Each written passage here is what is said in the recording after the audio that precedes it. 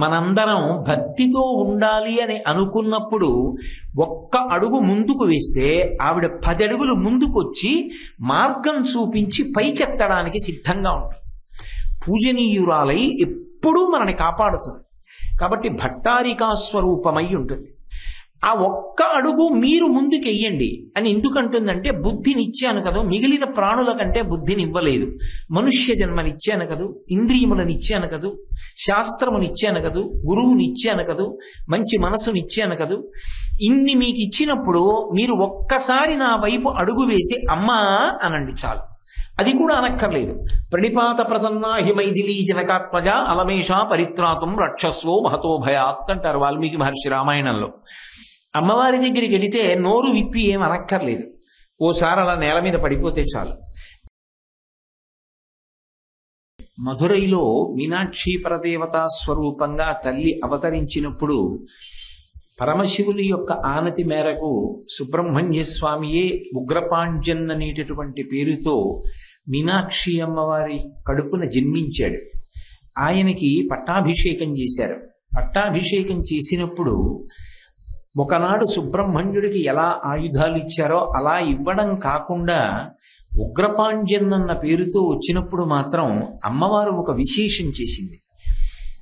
సర్వసైన్యాధిపతిగా దేవతలకు అభిషేకం చేయబడినప్పుడు సుబ్రహ్మణ్యుడికి అమ్మవారు ఇచ్చినటువంటి ప్రధానమైనటువంటి ఆయుధం శూలం. కానీ ఉగ్రపాండ్యన్ అన్న పేరుతో ఆవిడ కడుపున పుట్టినప్పుడు, ఆయనకి రాజ్య పట్టాభిషేకం చేసినప్పుడు మాత్రం శూలంతో పాటుగా చక్రాయుధాన్ని, దానితో పాటుగానే పాశాన్ని, పాశుపతాస్త్రాన్ని కూడా అనుగ్రహించారు.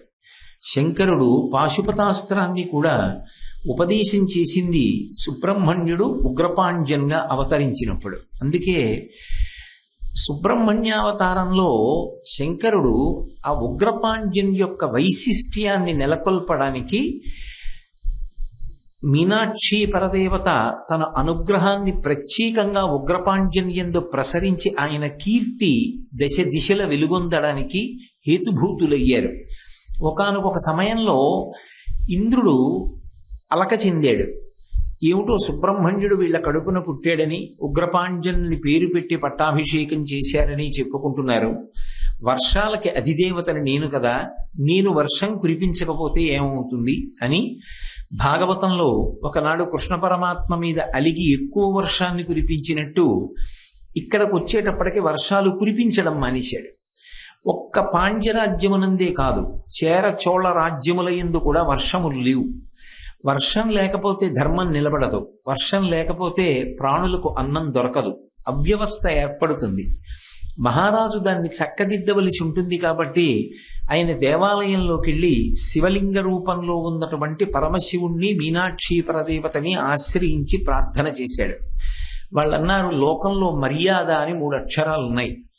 మొదట నువ్వు దేవేంద్రుడి దగ్గరికి వెళ్ళి నీ విజ్ఞాపన తెలియచి, ఆ పైన దేవేంద్రుడు కరుణించకపోతే మార్గాన్ని చూడవచ్చు. మర్త్యలోకంలో పరిపాలన చేస్తున్నావు కాబట్టి వెళ్ళి ఆయనని ప్రార్థన చెయ్యడం అనేటటువంటిది మర్యాదతో కూడుకున్న విషయం. మరి ఎలా?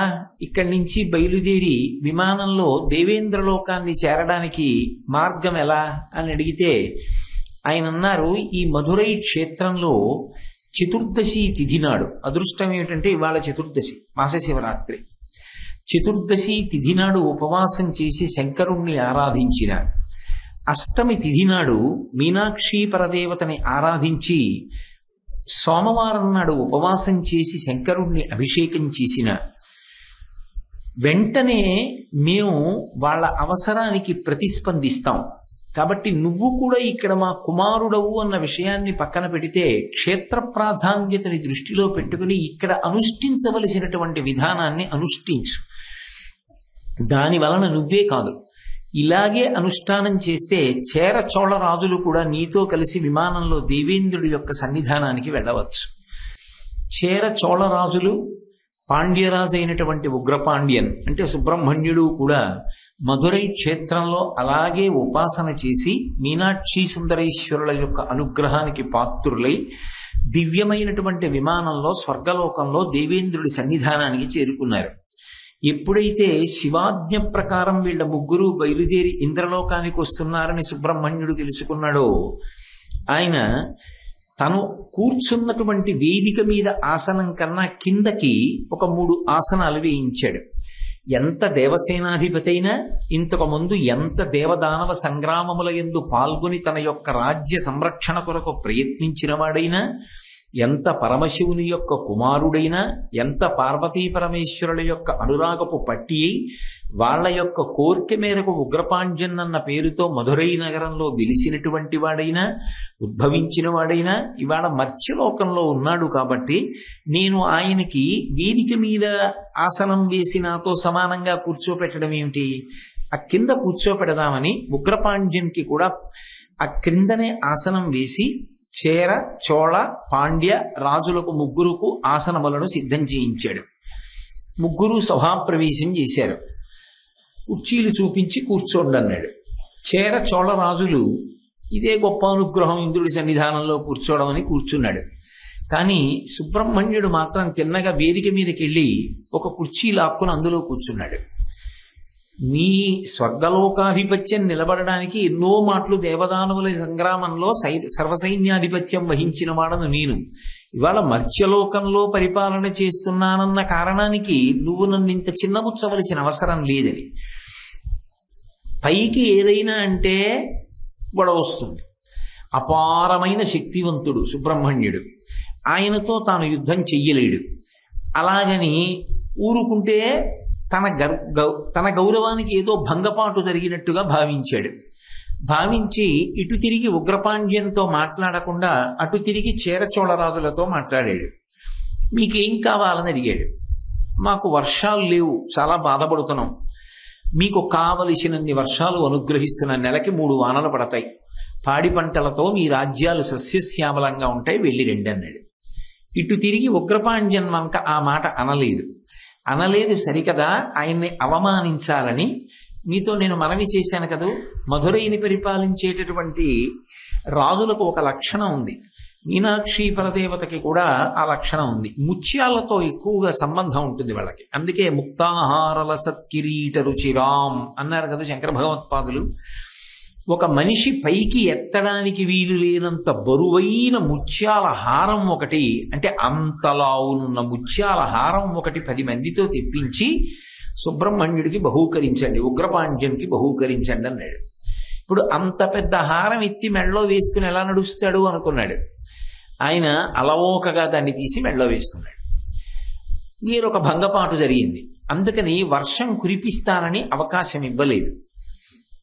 మిగిలిన రాజులతో పాటు ఉగ్రపాండ్యుని కూడా తిరిగి వచ్చాడు. ఆయన ఏమనుకున్నాడంటే వాళ్ళిద్దరికీ కురిపిస్తానన్నాడు కాబట్టి ముగ్గురము వెళ్ళిన ప్రయోజనం అదే కాబట్టి బహుశా నా రాజ్యంలో కూడా వర్షాలు పడతాయి. ఆ 2 రాజ్యాల్లో నెలకి 3 వానలు పడ్డాయి. ఆ 2 రాజ్యాల్లో పాడి పంటలు సస్యశ్యామలంగా చక్కగా సమృద్ధంగా లభించాయి. కానీ ఒక్క పాండ్య రాజ్యంలో మాత్రం చుక్క వర్షం పడలేదు. ఆయన పరమేశ్వరుడికి మీనాక్షికి నమస్కారం చేసి ఒక రోజున అరణ్యంలో వేటకని వెళ్ళాడు. వెళ్ళేటప్పటికీ దేవేంద్రుడు వర్షాలు కురిపించమని ఏ మేఘములను ఆజ్ఞాపించి పంపిస్తూ ఉంటాడో, ఏ మేఘములు ఉరుములు మెరుపులు పిడుగులు లేకుండా పడాలి వర్షం. పిడుగులతో కానీ విపరీతమైనటువంటి మెరుపులతో కానీ విపరీతమైన ఉరుములతో కానీ వర్షం పడింది అనుకోండి, అది అరిష్టం. ఎందుచేత అంటే పిడుగుకి సంబంధించి వేదంలో ఒక మాట చెప్తారు. పిడుగు యొక్క ధ్వని చేత గుండెపోటు వస్తుంది అని చెప్తారు. గుండెపోటు వచ్చి చచ్చిపోతారు. ఆ ధ్వనే అంత భయంకరంగా ఉంటుందని. అందుకే వర్ష ఋతువుకి ముందే పిడుగులు లేకుండా వర్షం పడాలని ప్రత్యేకంగా హోమం చేస్తారు. అందుకని పిడుగులు మెరుపులు ఉరుములు లేకుండా వర్షాలు చక్కగా పాడి పంటల్ని కల్పించడం కోసం కురివడానికి అవకాశం ఇచ్చేటటువంటి మేఘములు 4 ఉన్నాయి. అవి 4 ఇంద్రుడి యొక్క వశంలో ఉంటాయి. వాటికి ఆ 4ంటికి 4 పేర్లు ఉన్నాయి. ఒక దాని పేరు పుష్కళావృత్తం, ఒక దాని పేరు ద్రోణవృత్తం, ఒక దాని పేరు సోమవృత్తము, ఒక దాని పేరు కాలముఖి. కాలముఖి అంటే నల్లటి ముఖం కలిగినది అని. మబ్బు నల్లగా ఉంటే కదా వర్షించడం. కాబట్టి ద్రోణ అంటే గుండ్రంగా అలా వర్షిస్తుంది అని, అంత గొప్పగా వర్షిస్తుంది అని. అల్పపీడన ద్రోణి ఏర్పడింది అంటుంటారు కదా ఇప్పటికీ. అందుకని సోమవృత్తము, ద్రోణవృత్తము, పుష్కళావృత్తము, కాలముఖి అనబడేటటువంటి 4 మేఘములు ఎందుకో ఇంద్రుడి ఆజ్ఞ పలుపున చేర చోళ రాజ్యములలో వర్షములు కురిపించి అరణ్యంలోకి ప్రవేశించి విశ్రాంతి తీసుకుంటున్నాయి. చూశాడు ఇంద్రుడు, చూశాడు సుబ్రహ్మణ్యుడు, ఉగ్రపాండ్యన్గా ఉన్నాడు కదూ. ఓహో, నా రాజ్యంలో వర్షాలు కురిపించడం మానేసి ఇంద్రుడు అహంకరించి మిమ్మల్ని పంపిస్తే మీరు వెళ్ళి అక్కడ 2 రాజ్యాల్లో వర్షాలు కురిపిస్తున్నారు. నాకు అభ్యంతరం లేదు అక్కడ వర్షం కురిపిస్తే, కానీ మా రాజ్యంలో వర్షం కురిపించకపోవడం మాత్రం నేను అంగీకరించానని తన యొక్క శక్తి చేత ఈ 4 మేఘములను బంధించి తీసుకొచ్చి తన కారాగారంలో పెట్టాడు. మరునాడు మళ్లీ వెళ్లి వర్షించమని చెప్పడానికి పిలిస్తే ఏవి? ఆ మేఘముల యొక్క అధిష్టాన పురుషులు లేరు. ఏమైపోయాయి మేఘాలన్నాడు ఇంద్రుడు. ఆ 4 మేఘాలని కూడా ఇవాళ సుబ్రహ్మణ్యుడు ఉగ్రపాండ్యన్ అన్న పేరుతో మధురైని రాజధానిగా పరిపాలిస్తున్నాడు కాబట్టి కారాగారంలో పెట్టాడు. ఆ మేఘములు లేవన్నాడు. వెంటనే ఏకవీరుడు అని దేవేంద్రుడి యొక్క ఆస్థానంలో చాలా పరిణితి కలిగినటువంటి విద్వాంసుడు, ఆయనతో రాయబారం పంపించాడు ఆ మేఘములను విడిచిపెట్టమని.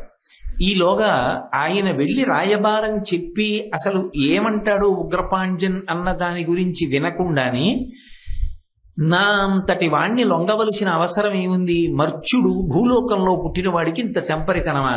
మేఘాల్ని కారాగారంలో పెడతాడా అని యుద్ధానికి బయలుదేరాడు. సుబ్రహ్మణ్యేశ్వర స్వామి వారి యొక్క అవతారం కదా ఉగ్రపాండ్యన్. తన యొక్క ఆయుధాల చేత దేవసైన్యాన్నంతటినీ పడగొట్టి సంహరిస్తే బాగుండదని ఇంద్రుణ్ణి కూడా ఐరావతం నుంచి నేల పడగొట్టాడు. ఆయన కిరీటం దూరంగా దొల్లిపోయింది, నేల మీద పడిపోయాడు. తాను కూడా ఎక్కడ బందీగా చిక్కుతానోనని వెంటనే అంతర్ధానమై స్వర్గలోకానికి వెళ్ళిపోయాడు. వెళ్ళిపోయి ఇప్పుడు ఆ ఏకవీరుడితో రాయబారం పంపించాడు. ఆ ఏకవీరుడు వచ్చి ఎంతైనా ఇంద్ర పదవి కదూ, దేవతలకి అధిపతి కదూ, ఇలా మీరు బంధించడం మర్యాదగా లేదు, కాబట్టి ఆ 4 మేఘములను విడిచిపెట్టవలసింది అని అడిగాడు. విడిచిపెట్టడానికి నాకు అభ్యంతరం లేదు, కానీ నెలకి 3 వానలు ఇక్కడ కూడా కురవాలి. అలా మేఘములను ఇంద్రుడు ఆజ్ఞాపిస్తే విడిచిపెడతానన్నాడు. ఇంద్రుడు మాటిచ్చాడు, అలాగే కురిపిస్తానన్నాడు. నేను నమ్మను. ఇంద్రుడి యొక్క అహంకార బుద్ధి నాకు తెలుసు. అయినా మధ్యవర్తిత్వం చేస్తున్నటువంటి వాడివి, దీనికంతటికీ హామీగా నిలబడతానని ఓ ఏకవీరుడా నువ్వు అంగీకరిస్తే, నెలకి 3 వానలు ఇంద్రుడు కురిపిస్తానన్నాడన్న మాటకి నువ్వు హామీగా నిలబడితే నేను ఆ మేఘములను కారాగారం నుంచి విడుదల చేస్తాను. ఉగ్రపాండ్యన్ యొక్క మాటకు అంగీకరించి ఏకవీరుడు హామీగా నిలబడ్డాడు. ఆ మేఘములను విడుదల చేశాడు. నెలకి 3 వానలు పడుతున్నాయి. చక్కగా పాడి పంటలతో సమృద్ధిగా ఉంది. దేవేంద్రుడంతటి వాడికి మళ్లీ తన కుమారుడైనటువంటి సుబ్రహ్మణ్యేశ్వర స్వామి వారితో మీనాక్షి పరదేవత సుందరేశ్వరుడు కలిసి బుద్ధి చెప్పించినటువంటి క్షేత్రం. అందుకని సుబ్రహ్మణ్యుడి పట్ల ఒక ప్రత్యేకమైన అనుగ్రహాన్ని అమ్మవారు అక్కడ వర్షించింది కాబట్టి ఆ స్వామి పేరు ముందుకు తీసుకొచ్చారు శంకరాచార్యుల వారు. అనౌచిత్యంగా ఔచిత్యం లేకుండా తీసుకురారు. 2, అమ్మవారు రాజ్య పరిపాలన చేస్తే మళ్ళీ ఆవిడికి వారసుడిగా రాజ్య పరిపాలన అందుకున్నవాడు ఉగ్రపాండ్యన్. మధురై క్షేత్రంలో పరిపాలకుడుగా నిలబడినవాడు కాబట్టి ఆయనని ముందుకు తీసుకొచ్చి మాట్లాడుతున్నారు. అంతేకాదు, ఒకప్పుడు ఉగ్రపాండ్యన్ దేశమంతటా కూడా అనేకమైనటువంటి అభివృద్ధి కార్యక్రమాలు చెయ్యాలి అని సంకల్పం చేశాడు. పేదలందరికీ బాగా నిధులిచ్చి వాళ్ళందరూ కూడా సంతోషంగా ఉండేటట్టు చెయ్యాలి. నాన్నగారండి నాకు ఇంత ఐశ్వర్యం ఎక్కడి నుంచి లభిస్తుంది అని దేవాలయంలోకి వెళ్ళి సుందరేశ్వరుణ్ణి ప్రార్థన చేశాడు. సుందరేశ్వరుడు అన్నాడు, నువ్వు మేరు పర్వతం దగ్గరికి వెళ్ళు. మేరు పర్వతానికి క్రింది భాగంలో కొన్ని గుహలు ఉన్నాయి. ఆ గుహలకి ద్వారములు ఉంటాయి. నువ్వు అక్కడికి వెడితే నీ యొక్క ప్రతాపానికి భయపడి ఆ అధిష్టాన పురుషుడు ఆ గుహల తలుపులు తెరుస్తాడు. అఖండమైనటువంటి ఐశ్వర్యం ఉంది, ఎన్నో నిధులున్నాయి అందులో. నీకు కావలసినంత నిధులు మాత్రమే తెచ్చుకో, అంతా తీసుకురావద్దు. ఆ పైన వెనక ఎవ్వరూ వెళ్లి నిధులు ముట్టుకోకుండా నీ యొక్క ముద్ర వేసి సుబ్రహ్మణ్య ముద్రతో మళ్ళీ మూత వేసేసి తలుపులు. సరే బయలుదేరి వెళ్ళాడు. ఆ నిధులు ఉన్నటువంటి గుహల తలుపులు ఎక్కడున్నాయో చూస్తే అవి కనపడకుండా చెయ్యడం కోసమని మేరు పర్వతం అసలు గుహలేవీ లేనట్టుగా, వాటికి తలుపులు లేనట్టుగా కనపడేటట్టుగా చేసి దాచేసింది. ఒకప్పుడు స్వామి హనుమకి సంజీవని దొరకకుండా ఎలా ప్రయత్నం చేశారో అలా వెంటనే స్వామి తన చేతిలో ఉన్నటువంటి పాశాన్ని తీసివేసి చక్రాన్ని ప్రయోగించాడు. అదనంగా ఇచ్చినటువంటి ఆయుధాలు కదూ తాను ఉగ్రపాండ్యంగా వచ్చినప్పుడు. ఆ చక్ర ప్రయోగం చేత మేరు పర్వత శిఖరములన్నీ కదిలిపోయి ప్రళయకాలమునందు ఎటువంటి ధనులు వస్తాయో అటువంటి శబ్దములు వచ్చాయి. భయపడిపోయినటువంటి మేరు పర్వతానికి అధిష్టానమైనటువంటి పురుషుడు ఉగ్రపాండ్యునికి ప్రత్యక్షమై, అయ్యా, ఈ నిధులు ఇత పూర్వం ఎవ్వరికి ఇవ్వబడలేదు, కానీ నీ పరాక్రమం, నువ్వు ఏ తేజస్సో మాకు తెలుసు కనుక నువ్వు తీసుకెళ్లడానికి అభ్యంతరం లేదు, కావలసినన్ని నిధులు తీసుకెళ్లమన్నారు అని గుహల తలుపులు తెరిస్తే ఉగ్రపాండ్యన్ తన దేశాభివృద్ధికి కావలసినన్ని నిధులు తీసుకుని వాహనాల మీద పెట్టుకుని మిగిలినటువంటి ఐశ్వర్యము నిధులు ఏ ఉన్నాయో వాటిని ఇతరులు గుహలలోకి ప్రవేశించి తస్కరించకుండా ఉండడం కోసం ఆ గుహల తలుపులు మూసి బీగములు వేసి దాని మీద సుబ్రహ్మణ్య ముద్ర వేసి మూసేశాడు. అలా సుబ్రహ్మణ్యేశ్వర స్వామి వారి యొక్క అవతారం ఉగ్రపాండ్యన్ పరిపాలించినటువంటి కాలంలో మేరు పర్వతంలో ఉన్నటువంటి అపారమైనటువంటి నిధులను మీనాక్షి సోమసుందరులు మధురై క్షేత్రానికి ఇప్పించారు. దేవేంద్రుడంతటి వాడి యొక్క అహంకారాన్ని పరిమార్చి ఆ దేవేంద్రుడే మళ్ళీ వశపడి అనుగ్రహించి విశేషంగా వర్షాలు పాండ్యరాజ్యంలో పడేటట్లుగా చేశారు. అందుకే సుబ్రహ్మణ్యుడు అనేటప్పటికీ అమ్మవారికి సహజమైనటువంటి అనురక్తి, మహాజ్ఞాని. అటువంటి సుబ్రహ్మణ్యుడు కడుపున కొడుకుగా పుట్టినటువంటి క్షేత్రం, అమ్మవారి కడుపులో ప్రవేశించి పెరిగిన క్షేత్రం. అట్లాంటి కొడుకు పెరుగుతున్నాడని అమ్మవారు ఒకనాడు నాకు తీరని ముచ్చట ఇప్పుడు తీరుతోందని మురిసిపోయిన క్షేత్రం. ఉగ్రపాండ్యుని కడుపుతో ఉండి సీమంతోన్నయనం చేయించుకున్న క్షేత్రం. పరమ సంతోషంతో అక్కడ ప్రసవ వేదన పొంది ఉగ్రపాండ్యుని కన్న క్షేత్రం. కొడుకుని పెంచి పెద్ద చేసి వల్లీ దేవసేనల యొక్క కళ్యాణం వేరు రీతిగా జరిగింది. ఎందుకంటే దేవసేన వివాహం నారద మహర్షి చేశాడు అని ఇప్పటికీ తిరుప్పకుండ్రంలో చెప్తారు. కానీ తన కొడుకు పెళ్లికి తానే పెద్దరికం వహించి సంబంధాలు చూసి ఈ పిల్ల బాగుంటుంది అని చెప్పి కొడుకుని పిలిచి పెళ్లి చేసి కోడల్ని తెచ్చుకుంది. సామాన్యమైన స్త్రీ కోరిక ఎలా ఉంటుందో అలా ఉన్న ఒక్కగానొక్క కొడుక్కి మంచి కోడల్ని తెచ్చుకోవాలని యావత్ దక్షిణ భారతాన్ని విడిచిపెట్టి ఎక్కడో ఉత్తర భారతంలో ఉన్నటువంటి సూర్యవంశానికి చెందిన సోమశేఖరుడు అనేటటువంటి రాజు యొక్క కుమార్తె అయినటువంటి కాంతిమతి అనబడేటటువంటి గొప్ప సౌందర్యవతి అయిన పిల్లని కోడలుగా నిర్ణయం చేసి మీనాక్షి సుందరేశ్వరులు ఉగ్రపాండ్యుని యొక్క వివాహం చేసి వాళ్ళిద్దరూ అనుకూల దాంపత్యంతో ఉంటే కొడుకుని కోడల్ని చూసుకుని మురిసిపోయి తదనంతర కాలంలో కొడుక్కి యవ్వరాజ్య పట్టాభిషేకం చేసి ఇకపైన మేం భక్త పరిపాలనం కూడా చేస్తూ దేవాలయంలో ఉంటామని నిర్ణయం చేసుకుని వాళ్ళంతట వాళ్లే ఎవరూ చెక్కని మూర్తులుగా శివలింగంగా మీనాక్షి పరదేవతగా దేవాలయాల్లో వెలిసినటువంటి క్షేత్రం మధురై కనుక ఆ క్షేత్రంలో సుబ్రహ్మణ్యుడి విషయంలో పొందినటువంటి అనుసంధానం ఎక్కువ కనుక సుబ్రహ్మణ్యుడి విషయంలో ఆమె పొందినటువంటి సంతోషం ఎక్కువ కనుక ప్రసవతాయి అన్న పేరుతో ప్రత్యేకంగా ఇప్పటికీ దేవాలయంలో ఉంది కనుక ఆ స్వామి సంబంధాన్ని బాగా ఆవిష్కరించడం కోసం ఆవిడ సంతోషాన్ని మరొక్కసారి జ్ఞాపకం చెయ్యడం కోసం ఇది తలుచుకుని చెప్తున్నప్పుట మీనాక్షి పరదేవత కళ్ళు మెరుస్తాయిట ఆనందంతో. ఎందుకని అంటే అందున వచ్చి నిన్న ఎందుకు ఆగిపోయిందా, సమయం అయిపోయిందే, శ్లోకం అవ్వలేదు అనుకున్నాను. ఇప్పుడు అర్థమైంది. చతుర్దశి తిథి మధురై క్షేత్రానికి గొప్ప పట్టు. పైగా విశేషించి మహాశివరాత్రి మాసశివరాత్రి అయినటువంటి చతుర్దశి తిథి నాడు ప్రదోష వేళలో ప్రారంభంలోనే ఈ వృత్తాంతంతోనే మొదలుపెట్టేటట్టుగా చేయించింది అమ్మవారు. అది అమ్మవారి యొక్క లీల అంటే అలా ఉంటుంది తల్లి. కాబట్టి శ్రీమత్షణ్ముఖ విఘ్నరాజ జననీం శ్రీమజ్జగన్మోహినీం. ఆ తల్లి ఈ జగత్తునంతటినీ కూడా మోహింపచేస్తుంది. ఈ మోహింపచేస్తుంది అనేటటువంటి మాటని కొంచెం జాగ్రత్తగా అర్థం చేసుకోవాలి.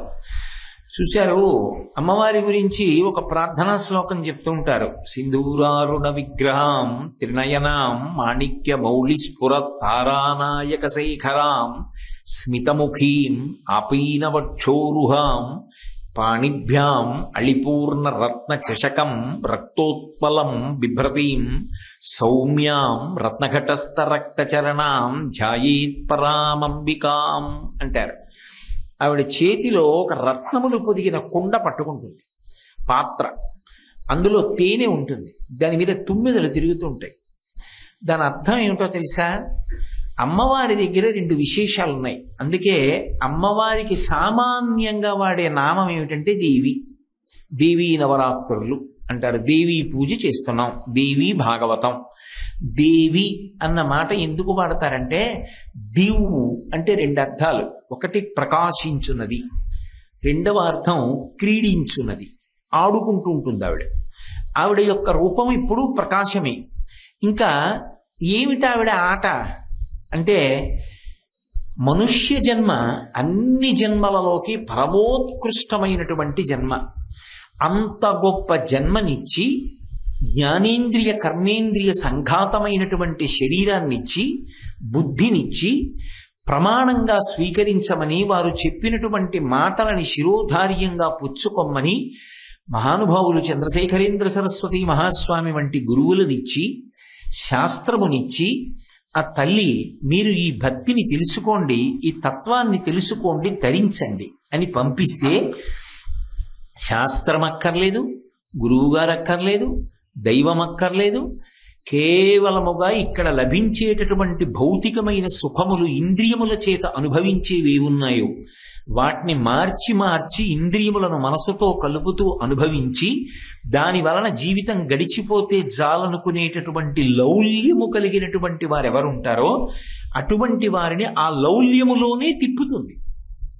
ఎందుకని అంటే ఆమె రెండు మార్గములను ఇస్తుంది. ఒకటి, భక్తితో మీ అంత మీరు ప్రయత్నం చేశారనుకోండి, మీరంత మీరు అనడం కన్నా మనంత మనం అనడం మంచిదేమో. నేను మీకన్నా ఎంత మాత్రమూ పై స్థాయిలో ఉన్నవాడను కాదు, యథార్థమునకు మీలో కొందరికన్నా ఇంకా తక్కువ స్థాయి వాడనేమో. కాబట్టి మనందరం భక్తితో ఉండాలి అని అనుకున్నప్పుడు ఒక్క అడుగు ముందుకు వేస్తే ఆవిడ 10 అడుగులు ముందుకొచ్చి మార్గం చూపించి పైకెత్తడానికి సిద్ధంగా ఉంటుంది. పూజనీయురాలై ఎప్పుడూ మనని కాపాడుతుంది. కాబట్టి భట్టారికా స్వరూపమై ఉంటుంది. ఆ ఒక్క అడుగు మీరు ముందుకెయ్యండి అని ఎందుకంటుందంటే, బుద్ధినిచ్చాను కదా, మిగిలిన ప్రాణుల కంటే బుద్ధిని ఇవ్వలేదు. మనుష్య జన్మనిచ్చాను కదూ, ఇంద్రియములనిచ్చాను కదూ, శాస్త్రమునిచ్చాను కదూ, గురువునిచ్చాను కదూ, మంచి మనసునిచ్చాను కదూ. ఇన్ని మీకు ఇచ్చినప్పుడు మీరు ఒక్కసారి నా వైపు అడుగు వేసి అమ్మా అనండి చాలు. అది కూడా అనక్కర్లేదు. ప్రణిపాత ప్రసన్నా హిమైథిలీ జనకాత్మజ అలమేష పరిత్రాతం రక్షస్వో మహతో భయాత్ అంటారు వాల్మీకి మహర్షి రామాయణంలో. అమ్మవారి దగ్గరికి వెళితే నోరు విప్పి ఏం అనక్కర్లేదు, ఓసారి అలా నేల మీద పడిపోతే చాలు. అదే భగవంతుడు పురుష స్వరూపంగా ఉంటే ప్రతిజ్ఞ వేరుగా ఉంటుంది. సకృదేవ ప్రపన్నాయ తవాస్మీతి చయాచతే అభయం సర్వభూతేభ్యో దదామ్యే తత్వ్రతం మమ అంటాడు రాముడైతే యుద్ధకాండలో. రామా నేను నీవాడను అంటే వాడిని ఉద్ధరిస్తానంటాడు. అమ్మవారు ప్రణిపాత ప్రసన్నా హిమైథిలీ జనకాత్మజ. అమ్మవారి దగ్గరికి వెళ్ళి ఏం అనక్కర్లేదు, ఇలా నేల మీద పడిపోతే చాలు. పోయినంత మాత్రం చేత క్షుత్పిపాసామలాం జ్యేష్ఠాం అలక్ష్మీం నాశయాం యహం అభూతిమసమృద్ధించ సర్వాన్ నిర్నుదమే గృహాత్. ఆ తల్లి అలక్ష్మీ పరిహారం చేస్తుంది. లక్ష్మీ పరిహారం చేసి లక్ష్మీ కటాక్షాన్ని ఇస్తుంది. అంటే మంచి మంచి ఆలోచనల్ని, మంచి బుద్ధిని ఇచ్చి శాస్త్రాన్ని ప్రమాణంగా చేసుకుని ధార్మికంగా బ్రతకగలిగినటువంటి స్థైర్యాన్ని కటాక్షిస్తుంది. నేను అన్న మాట మీరు జాగ్రత్తగా పట్టుకోవాలి. నేనేమన్నాను? ధార్మికంగా బ్రతకగలిగిన స్థైర్యాన్ని ఇస్తుందన్నారు. ఎందుకు ఆ మాట అన్నాను అంటే, ధార్మికంగా బ్రతకడంలో త్యాగం ఉంటుంది, ఉరిపిడి ఉంటుంది. అధార్మికంగా బ్రతకడంలో ఉరిపిడి ఉండదు. ఎందుకో తెలుసా? ఇవన్నీ ఓ పిచ్చండి, ఇదంతా ఛాందసత్వం, ఇవన్నీ ఏమిటి అని అనుభవించేవాడికి త్యాగమే ఉంది. వాడు ఏం కావాలనుకుంటున్నాడో అది వాడు అనుభవిస్తాడు. కానీ అమ్మవారు ఒకతుంది, ఆవిడిచ్చిన అనుగ్రహం, ఈ ఇంద్రియములకు ఆవిడ శక్తినిచ్చింది. నేను దుర్వినియోగం చేస్తే ఆవిడ శిక్షిస్తుంది, నేను ఆవిడికి జవాబుదారి. అనుకున్నవాడు ఒక సుఖాన్ని పొందాలన్న కోరిక ఏ కారణం చేతనైనా మనసులో పొందినా అది ధర్మ విరుద్ధము అనుకుంటే దాన్ని త్యాగం చేస్తాడు తప్ప శక్తి ఉన్నా అనుభవించాడు. సముద్రము ఎలా తన చెలియని కట్టని తాను దాటకుండా అక్కడి వరకు వచ్చి వెనక్కి వెళ్ళిపోతుందో అలా తాను చెలియని కట్ట దాటకుండా బ్రతుకుతాడు. ఆ బ్రతకడంలో ఒరిపిడి ఉంటుంది, త్యాగం ఉంటుంది. తనకి అందుబాటులో ఉన్న అది అధార్మికము, అది ధర్మచట్రంలో ఇమడదు అన్న సుఖాన్ని తాను అనుభవించాడు. ఆయన ఒక మంచి పదవిలో ఉన్నాడు, ఆయన కోరుకుంటే కోట్లు వచ్చి పడిపోతాయి, ఆయన అలా తీసుకోడు. అలా తీసుకోకపోవడంలో ఉరిపిడి ఉంటుంది. ఎందుకని కొంతమంది అంటారు, నీ ముఖం ఇప్పుడు సంపాదించకపోతే ఎప్పుడు సంపాదిస్తావు, ఈ స్థానంలో ఉన్నావు కాబట్టి వస్తుంది, మిగిలిన వాళ్ళు సంపాదించలా, నీకేనా ఈ మడేస్తాను అంటారు. కాదని తన ఎదురుగుండా కంటికి కనపడనటువంటి అమ్మవారిని నమ్మి, ఆవిడ చెప్పిన విషయాన్ని నమ్మి, శాస్త్రాన్ని నమ్మి, గురువుని నమ్మి, ధర్మానికి కట్టుబడి ఇది నన్ను కాపాడుతుందని బ్రతకడానికి లోపలి ధైర్యం కావాలి. ఆ ధైర్యం లేనివాడు రాజీ పడిపోతాడు. ఏమోలే ఎందుకు వచ్చింది ఇవన్నీ అంటాడు. ఏమోలే అనకుండా ఆవిడ అనుగ్రహం ఉండగా ఇవన్నీ కాపాడతాయా, ఆవిడ అనుగ్రహం కాపాడుతుందా నన్ను అని నిలబడడానికి స్థైర్యం ఉండాలి. అందుకని ధార్మికమైన జీవితమునందు ఒరిపిడి ఉంటుంది, ఒరిపిడి పక్కన త్యాగం ఉంటుంది, ఒరిపిడి త్యాగానికి స్థైర్యం ఉంటుంది. ఈ స్థైర్యాన్ని ఎవరు అనుగ్రహిస్తారంటే, ఎవరు ఆవిడ వంక తిరిగారో, ఆవిడ పాదములు పట్టుకున్నారో, ఆవిడికి నమస్కరించారో వాళ్ళకి ఆవిడ స్థైర్యాన్ని ఇస్తుంది. అందుకే భక్తి ఎందు ధైర్యం ఉంటుంది. ఎంతమంది ఎన్ని ప్రయత్నాలు చెయ్యనివ్వండి, భక్తి కలిగినటువంటి వాడు బెంగపడడు, తొట్రుపడడు. మీరందుకే ఎప్పుడైనా గమనించండి, భాగవతుల జీవితాల్లో క్లేశం ఉంటుంది. ఎక్కడి నుంచి ఉంటుందో తెలుసా? సమాజం నుంచే ఉంటుంది. వాళ్ళకి రాళ్ల దెబ్బలు ఉంటాయి, వాళ్ళకి విమర్శలు ఉంటాయి, వాళ్ళ కాళ్ళు లాగేవాళ్ళు ఉంటారు. ఎవరు దానికి అతీతుడు చెప్పండి? రామకృష్ణ పరమహంస అనలేదా? మహాత్మా గాంధీ గారిని అనలేదా? మహాస్వామి వారిని అనలేదా? ఎంతమందిని ఎవరు అనలేదు? కానీ అన్నారని ఆగిపోకుండా, అనలేదని పొంగిపోకుండా ఇలా నిలబడగలగడం నా అదృష్టం, ఇది భగవతి అనుగ్రహం అంతే, దాని కొరకు నేను ఇలా ఉంటాను అని ఉండగలగడానికి ధైర్యం ఉండాలి. అది లేకపోతే ఎక్కడో చతికిల పడతాం. అది ఎవరు ఇస్తూ ఉంటారంటే అమ్మవారే ఇస్తూ ఉంటుంది, ఇచ్చి నడిపిస్తూ ఉంటుంది. అందుకే ఆ తల్లి క్రీడిస్తూ ఉంటుంది, ఆడుతుంది. అందుకే ఒకే తల్లి రెండూ చేస్తూ ఉంటుంది. ఆవిడ మహామాయా విశ్వం భ్రమయసి పరబ్రహ్మ మహిషి, మహామాయ యందు తిప్పుతుంది అదే తల్లి. ఈ సుఖములు ధార్మికంగా అనుభవిస్తారు. అసలు అనుభవించవద్దని శాస్త్రం అనలేదండి. ధర్మానికి కట్టుబడినది, ధర్మచక్రంలో ఇమిడినది అనుభవించు, తప్పేం లేదు. గృహస్థాశ్రమంలో ఉన్నావు, ఇల్లు కట్టుకో, తప్పేం లేదు. భార్యకి నగలు కొను, తప్పేం లేదు. కొడుకుని చదివించు, తప్పేం లేదు. రేపు అవసరం ఉంటుందని ధనం నిలవేసుకో, తప్పేం లేదు. కానీ అధార్మికమైన పని మాత్రం చెయ్యకు. ధర్మము ఎంతవరకు అనుమతించిందో అంతవరకు చేస్తాడు.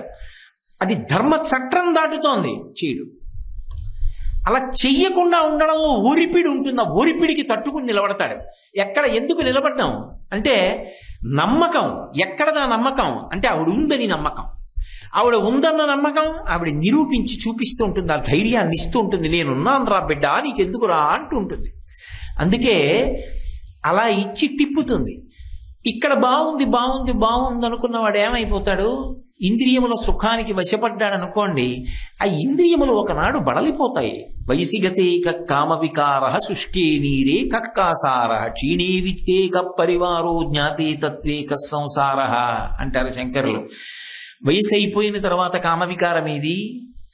నీరు శుష్కించిపోయిన తరువాత దాన్ని చెరువుని పిలిచిన వాడెవరు? డబ్బులు లేకపోయిన తర్వాత వెనక పరివారం ఎక్కడిది? తత్వం తెలుసున్న తర్వాత ఇంకా మాయామోహం ఎక్కడిది? ఉండవు. కాబట్టి ఇవి చించలములు. ఈ సుఖములు సుఖములు కాదు, ధర్మానురక్తి గొప్పది. దాని వలన పొందే సుఖం చివరి వరకు ఉంటుంది. అది అమ్మవారి పాదాల దగ్గరికి చేరుస్తుంది. అనుకున్న వాడికి తెర పైకెత్తి ఏదో ఒక సమయంలో ఆవిడ శంకరుని యందు ఐక్యం చేస్తుంది. అందుకే అలా క్రీడించేటటువంటి లక్షణం ఉన్న తల్లి కాబట్టి జగత్తుని మోహింపచేస్తుంది. కాబట్టి శ్రీమజ్జగన్మోహినీం, ఒక్కసారి ఆవిడ వంక తిరిగి పడ్డాడా ఈ జన్మ వచ్చినందుకు చాలు, ఈ శరీరం వచ్చినందుకు ఒక్కసారి ఆవిడ మ్రోల పడ్డావా, ఒక్క ఉపచారం చేశావా, ఒక్కసారి లలితా సహస్రం చదివావా, దేవీ నవరాత్రుల్లో ఒక్కసారి చండీ హోమంలో కూర్చున్నావా, ఒక్కరోజు లలితా సహస్రం చదవక్కర్లేదు శ్రీమాత అన్నావా, అమ్మా అన్నావా, కుంకుమ వేశావా ఆవిడ పాదాల మీద, కనీసం సభలోకి వెళ్ళి నమస్కారం పెట్టావా? అందుకు ఈ శరీరం పనికిరానప్పుడు అన్య విధమైనటువంటి రీతిలో క్రీడిస్తోంది కదూ. ఎన్నిటికో ఉన్న కాళి ఇన్ని ఇచ్చినటువంటి శక్తిని ఇచ్చిన తల్లికి కృతజ్ఞత చెప్పడానికి పనికిరాకపోతే అంతకన్నా ఇంకా కృతజ్ఞమైన జీవితం ఎక్కడుంటుంది?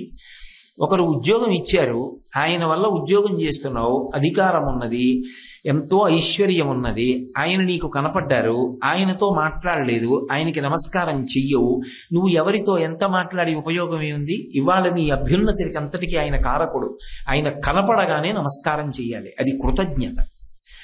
ఆ కృతజ్ఞతాభావంతో ఉద్యోగం ఇచ్చిన వ్యక్తికే నమస్కారం చేస్తే ఇన్ని శక్తులను ఇచ్చిన అమ్మవారికి నమస్కారం చేయకపోతే?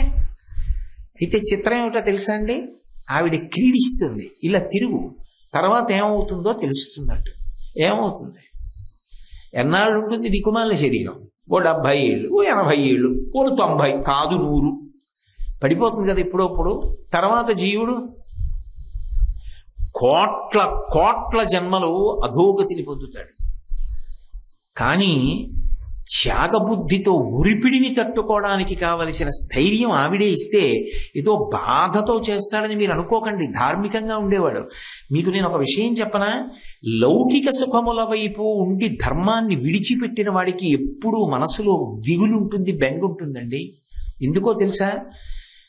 ఏమో నా నడవడి అంత మంచిది కాదుగా, పైకి చెప్పలేడు, నా నడవడిలో ఎన్నో దోషాలున్నాయిగా, నే చేసిన భయంకర పాపాలున్నాయిగా, అవి ఏ కట్టి కుడుపుతాయో ఎప్పుడూ భయమే. ధార్మికుడు ఉన్నాడు అనుకోండి, వాడు అయ్యో నేను అది వదిలేశానండి, ఏమిటో గురువు గారిని నమ్మానండి, శాస్త్రం నమ్మానండి, ఇది వదిలేశానండి అని వాడు బాధగా బతుకుతాడని మీరు అనుకుంటున్నారేమో. అసలు ధార్మికంగా బ్రతికే వాడికి ఉండేటటువంటి సంతోషం వేరు. ఎప్పుడూ సంతోషమే. నిత్యోత్సవ, పక్షోత్సవ, వారోత్సవ, సంవత్సరోత్సవ, వాడు ఎప్పుడూ ఉత్సవాల్లోనే ఉంటాడు. వాడికి ఎప్పుడు రోజు రోజు ఉత్సవమే. వాడికి ఎక్కడికి వెళ్ళినా ఉత్సవమే, ఇంట్లో ఉన్న ఉత్సవమే, ప్రతి క్షణం ఉత్సవమే. ఆఖరికి వాడు శరీరం విడిచిపెట్టడం కూడా ఉత్సవమే. అదేం అలా అన్నారు మీరు అంటారేమో.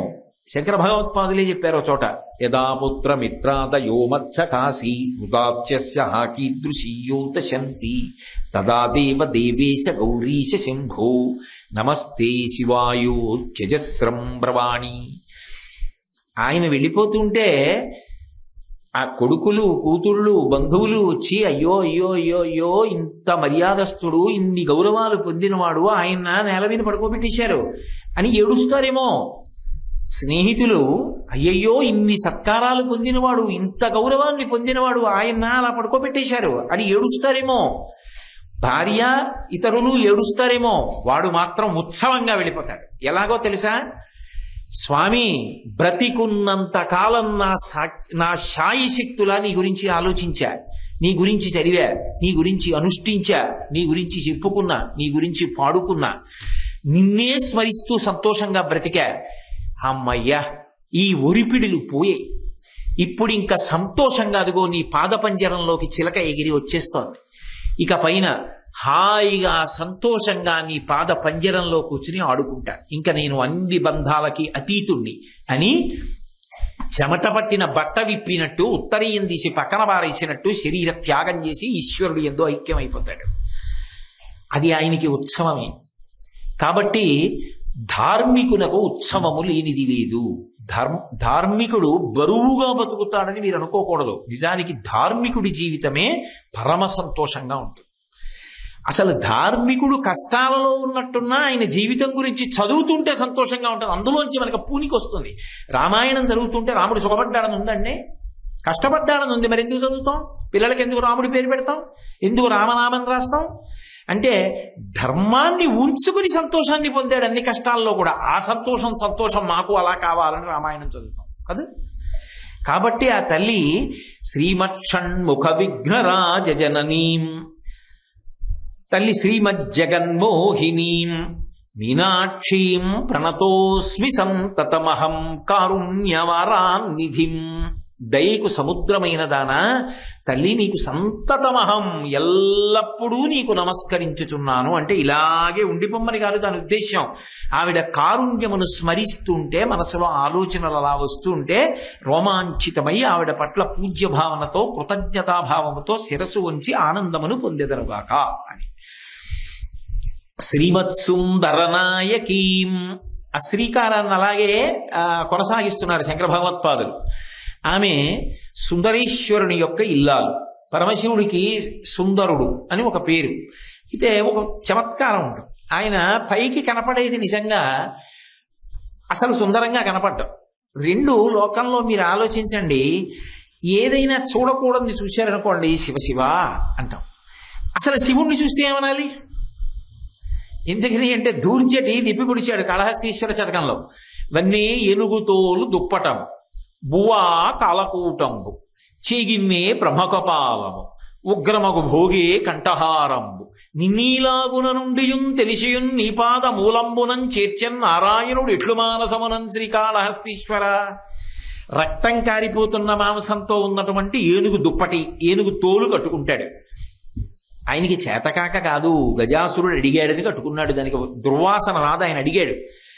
ఏనుగు తోలు కట్టుకుంటాడు. మెళ్ళలో భయంకరమైన త్రాచుపం, అది కూడా మామూలుది కాదు, వాసుకి చూస్తూ ఉంటాడు. ఉగ్రమగు భోగే కంఠహారంబు, చేతిలో బ్రహ్మకపాలం, అందులో హాలాహలం తింటుంటాడు.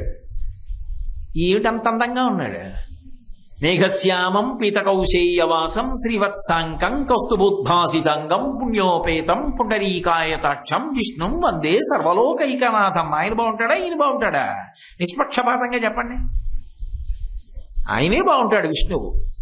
మరి బాగున్నవాడు ఏం చేయాలి? బాగులేని వాడిని చూసి దేవుట్రా నాయన ఇలా ఉంటావు నాకు కనపడకనాలి అనలేదు.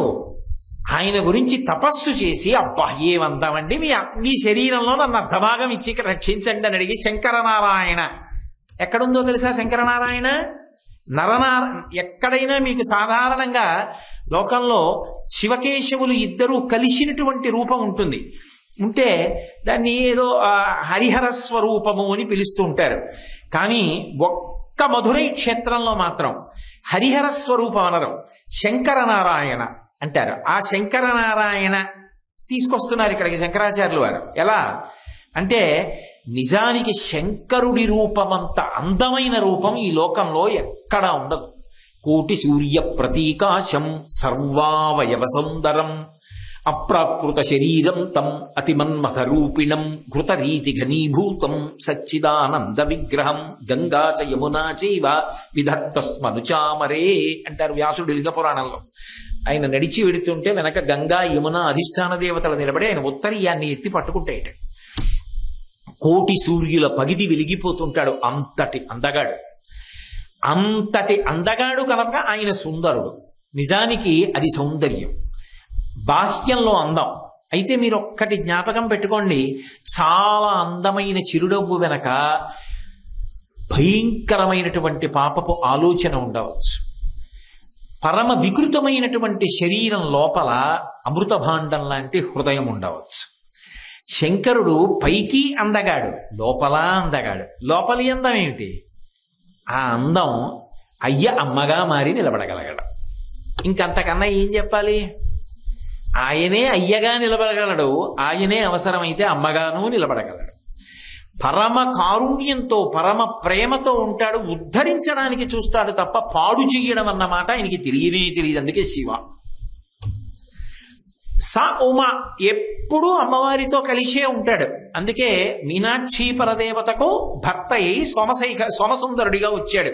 కాబట్టి అటువంటి స్వామి రెండు, అమ్మవారు ఎంతమందికైనా కుమార్తెగా వస్తుంది. మలయధ్వజ మహారాజు నాకు కుమార్తెగా రావాలి అని కోరుకున్నాడని చెప్పడం కష్టం, కానీ కాంచనమాలని అనుగ్రహించడానికి పుత్రకామేష్టి చేసినప్పుడు వచ్చింది. వస్తే ఆయన కోరిక కోరాడు మలయధ్వజ మహారాజు, రేపొద్దున్న నా పిల్లకి అన్నగారు ఉండాలి కదా, పెళ్లి చేసినా పుట్టిల్లన్నా ఓ అన్నగారు ఉంటే సంతోషంగా ఉంటుంది కదా, అన్నగారు లేకుండా ఒక్కతే ఆడపిల్ల అని పెళ్లి చేస్తే బావగారికి గడ్డం కింద బెల్లం ముక్క కొట్టవలసి వస్తే, పెళ్లికి పూర్ణమైన అందం రావాలి అంటే పెళ్లి కూతురికి అన్నదమ్ముడు ఉండాలి, ఉంటేనే అందులో కొన్ని అంగములు పూర్తవుతాయి. ఎందుకంటే లాజహోమం అని చేస్తారు చిట్ట చివర, ఆ లాజహోమం చేసినప్పుడు అన్నదమ్ముడు వచ్చి కూర్చుని చేస్తాడు. మరి అందుకని అన్నదమ్ముడు ఉండాలి. కాబట్టి కూతురు ఒక్కతే ఉందే నాకు, కాబట్టి నా పిల్లకి అన్న కావాలి. ఇప్పుడు అన్న ఎప్పుడు వస్తాడు? పిల్లకన్నా ముందు పుడితే. పిల్ల పుట్టేశాక అన్న ఏమిటి? ఎక్కడి నుంచి వస్తాడు? తమ్ముడు వస్తాడు. అన్నయ్య ఎక్కడి నుంచి వస్తాడు?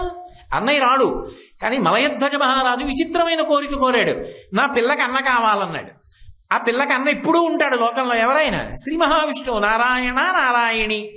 అందుకని శ్రీ మహావిష్ణువు బయలుదేరి వచ్చారు. అమ్మవారి పేరు చెప్తే ఆయనకి సంతోషం. మరి చెల్లెలు వచ్చాను, ఎక్కడ ఉండమంటావు అని అడిగారు. ఇక్కడే ఉండు అన్నారు. బాగుంటుంది ఏమిటి?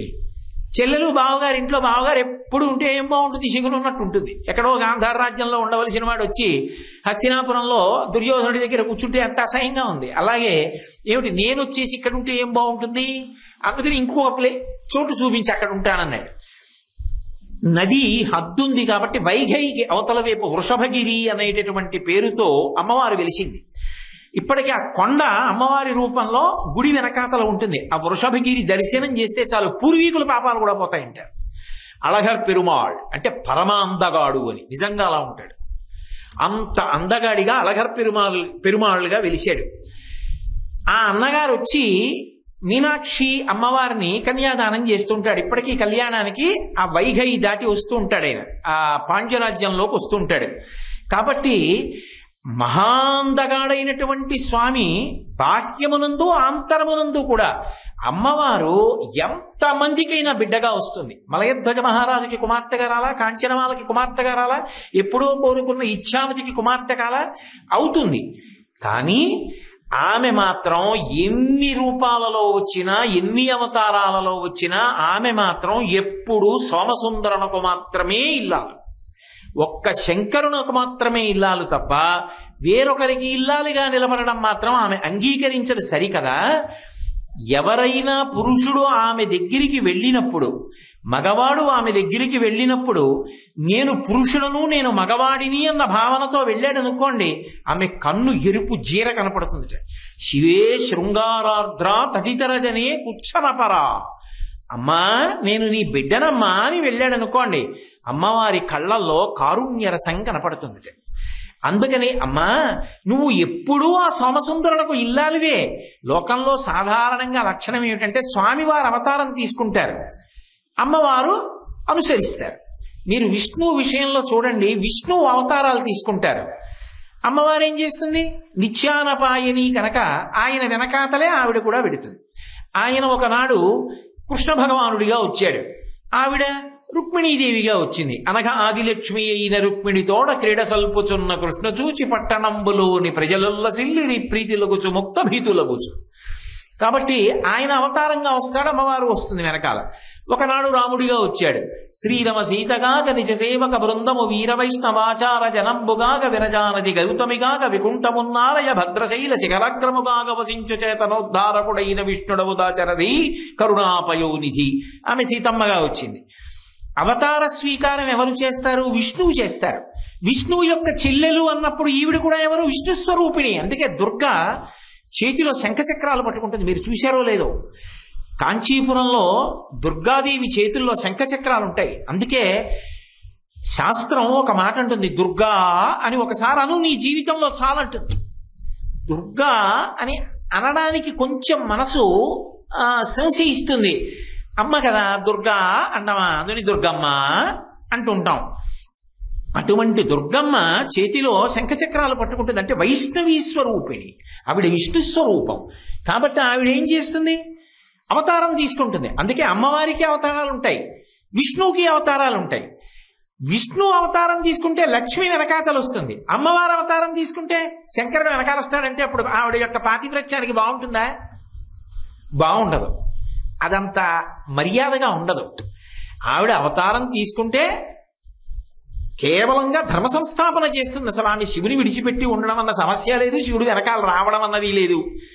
కానీ ఒక్క మీనాక్షిగా ఉన్నప్పుడు మాత్రం ఒక్క చమత్కారం చేసింది. తాను మీనాక్షిగా భూమిలోకానికి వస్తే ఊరుకోలేదు. కైలాసానికి వెళ్ళి యుద్ధం నెపం పెట్టి 3వ స్థానం అదృశ్యమైందన్న పేరు చెప్పి, మీరు మా ఆయన, నేను కింద ఉన్నాను కదా, మీరు ఇక్కడ నేను అక్కడ ఉంటే కాపరం ఎలా, అందుకని మీరు కిందకి రెండని చెప్పి శంకరుణ్ణి తాను చూసిన 8వ రోజున కిందకి తీసుకొచ్చి సుందరేశ్వర దేవాలయంలో కూర్చోబెట్టింది. ఇది విష్ణువు విషయంలో లక్ష్మి చేసే విషయాన్ని పార్వతి విషయంలో పరమశివుడు చేసేటట్టుగా చేసిన అవతారం మీనాక్షి అవతారం. అంటే లోపల ఇందులో ఎవరిని శ్లాఘించడం ఉంది? మీనాక్షి పరదేవతా స్తుతినే అంతర్లీనంగా శంకర భగవత్పాదులు ప్రతిపాదిస్తున్నారు. అందులో 2 ఆమె యొక్క మహాపాతివ్రత్యం.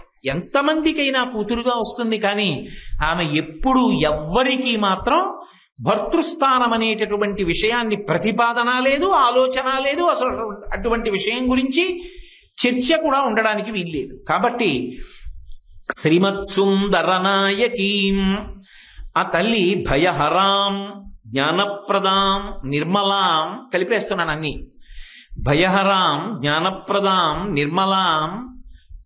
మరి ఇది ఒకటి ఉంది కదూ, ఆమె భయాన్ని పోగొడుతుంది, జ్ఞానాన్ని ఇస్తుంది, నిర్మలత్వాన్ని ఇస్తుంది. ఏమిటి అంటే ఆ తల్లిని నమ్ముకున్న వాడికి భయం అన్న మాట ఉండదు. భయము అన్న మాటకు అర్థం ఏమిటంటే మృత్యువు అని. మృత్యువే భయము. అందుకే చూడండి, మృత్యుదారు కుఠారిక, మృత్యువనబడేటటువంటి కొయ్యకి ఆమె గొడ్డలి వంటిది. చూడండి, ఎప్పుడైనా ఏదైనా భయం వేసింది అనుకోండి, వెంటనే ఓ మాట అంటే అయ్య బాబోయ్ చచ్చిపోతానంటారు. ఏమండి రేపు అక్కడ నీళ్లు రావుట అంటే చచ్చిపోయాను బాబోయ్ అంటారు. రేపు కరెంట్ ఉండడు, చచ్చిపోయాం బాబోయ్ అంటారు. ఎక్కడ ఏదన్నివ్వండి భయం వేయగానే చచ్చిపోయాను బాబోయ్ అంటారు. అందుకే coward dies many a times, a brave man dies only once అని ప్రొవెర్బ్. కాబట్టి పిరికివాడు అనేక మాటలు చచ్చిపోతాడు, ధైర్యశాలి ఒకసారి చచ్చిపోతాడు. కాబట్టి ఆ పిరికితనం మృత్యువు. ఆ మృత్యువుని దూరం చేసేది అమ్మవారు. అదే ఆమె యొక్క లక్షణం. భయహరాం, భయాన్ని పోగొడుతుంది. అందుకే అమ్మవారిని నమ్ముకున్న వాళ్ళకి అసలు భయం అన్న మాట ఉండదు. ఎందుకంటే ఆమె కాపాడుతుంది అని ఒక గొప్ప విశేషం. ఈ మాట నేను అన్నాను కాబట్టి నాకు విషయం జ్ఞాపకానికి వస్తోంది. మధురైలో అప్పయ్య దీక్షితారు వారి మనవడు ఉండేవాడు, నీలకంఠ దీక్షితారు వారు. అప్పయ్య దీక్షితారు వారంటే ఎంత గొప్పవారో మీకు నేను అనేక ప్రవచనాల్లో చెప్పి ఉన్నాను. ఆ అప్పయ్య దీక్షితారు వారి మనవడు నీలకంఠ దీక్షితారు. ఆ నీలకంఠ దీక్షితార్ తిరుమల నాయకుడి దగ్గర ప్రధానమంత్రి. తిరుమల నాయకుడు మధురై క్షేత్రానికి ఎంతో చేసినవాడు. తన పేరు మీద ఒక పెద్ద మంటపాన్ని నిర్మాణం చేశాడు ఆయన. ఆయనకి 7 భార్యలు. కృష్ణదేవరాయల వారు తిరుమలదేవి చిన్నాదేవితో కలిసి తాను జీవించి ఉండగానే విగ్రహాలు వెంకటేశ్వర స్వామి దేవాలయంలో తిరుమలలో ఎలా పెట్టుకున్నారో అలా తిరుమల నాయకుడు తాను జీవించి ఉండగానే అమ్మవారి దేవాలయంలో ఒక పెద్ద మంటపాన్ని నిర్మాణం చేయించుకుని 7 భార్యలతో తన విగ్రహాన్ని చెక్కమని అడిగాడు శిల్పిని. ఆ శిల్పి సుమంత్రాచార్యుల వారిని చెప్పి చాలా ప్రఖ్యాతి గడించిన వాడు, శిల్పశాస్త్రంలో నిష్ణాతుడు. రాజు అడిగినటువంటి కోరిక కాబట్టి ఎంతో అందంగా చెక్కాలని తిరుమల నాయకుడిని 7 రాణుల్ని చెక్కుతున్నాడు. ఈ అప్పయ్య దీక్షితారు వారి మనవడు నీలకంఠ దీక్షితార్ రాజుగారి దగ్గర ప్రధానమంత్రి. ఆయన మీనాక్షి అమ్మవారికి పరమభక్తుడు. ఈయన చెక్కుతున్నప్పుడు ఒక విశేషం జరిగింది. 6 భార్యల యొక్క విగ్రహాలు చాలా అందంగా వచ్చాయి. పెద్ద భార్య యొక్క విగ్రహాన్ని చెక్కుతున్నప్పుడు ఆమె మోకాలికి కొద్దిగా పైభాగంలో చిన్న తేడా వచ్చింది. దాన్ని సరిచెయ్యాలని ఆయన ఎంతో ప్రయత్నించాడు. ఇంకా మహారాజు గారు వచ్చి ఆ మంటపాన్ని ప్రారంభించేసే రోజు దగ్గరికి వచ్చేసింది. పెద్ద భార్య యొక్క మోకాలి పైభాగం సరిగా రాలేదు. బెంగపెట్టుకున్నాడు. అయ్య బాబోయ్, అందులో సామ్రాజ్ఞి, పెద్ద పత్ని, ఆమె శరీరంలోనే వైక్లభ్యం వస్తే పరిగెత్తుకుంటూ వెళ్ళి నీలకంఠ దీక్షితారు వారిని అడిగాడు.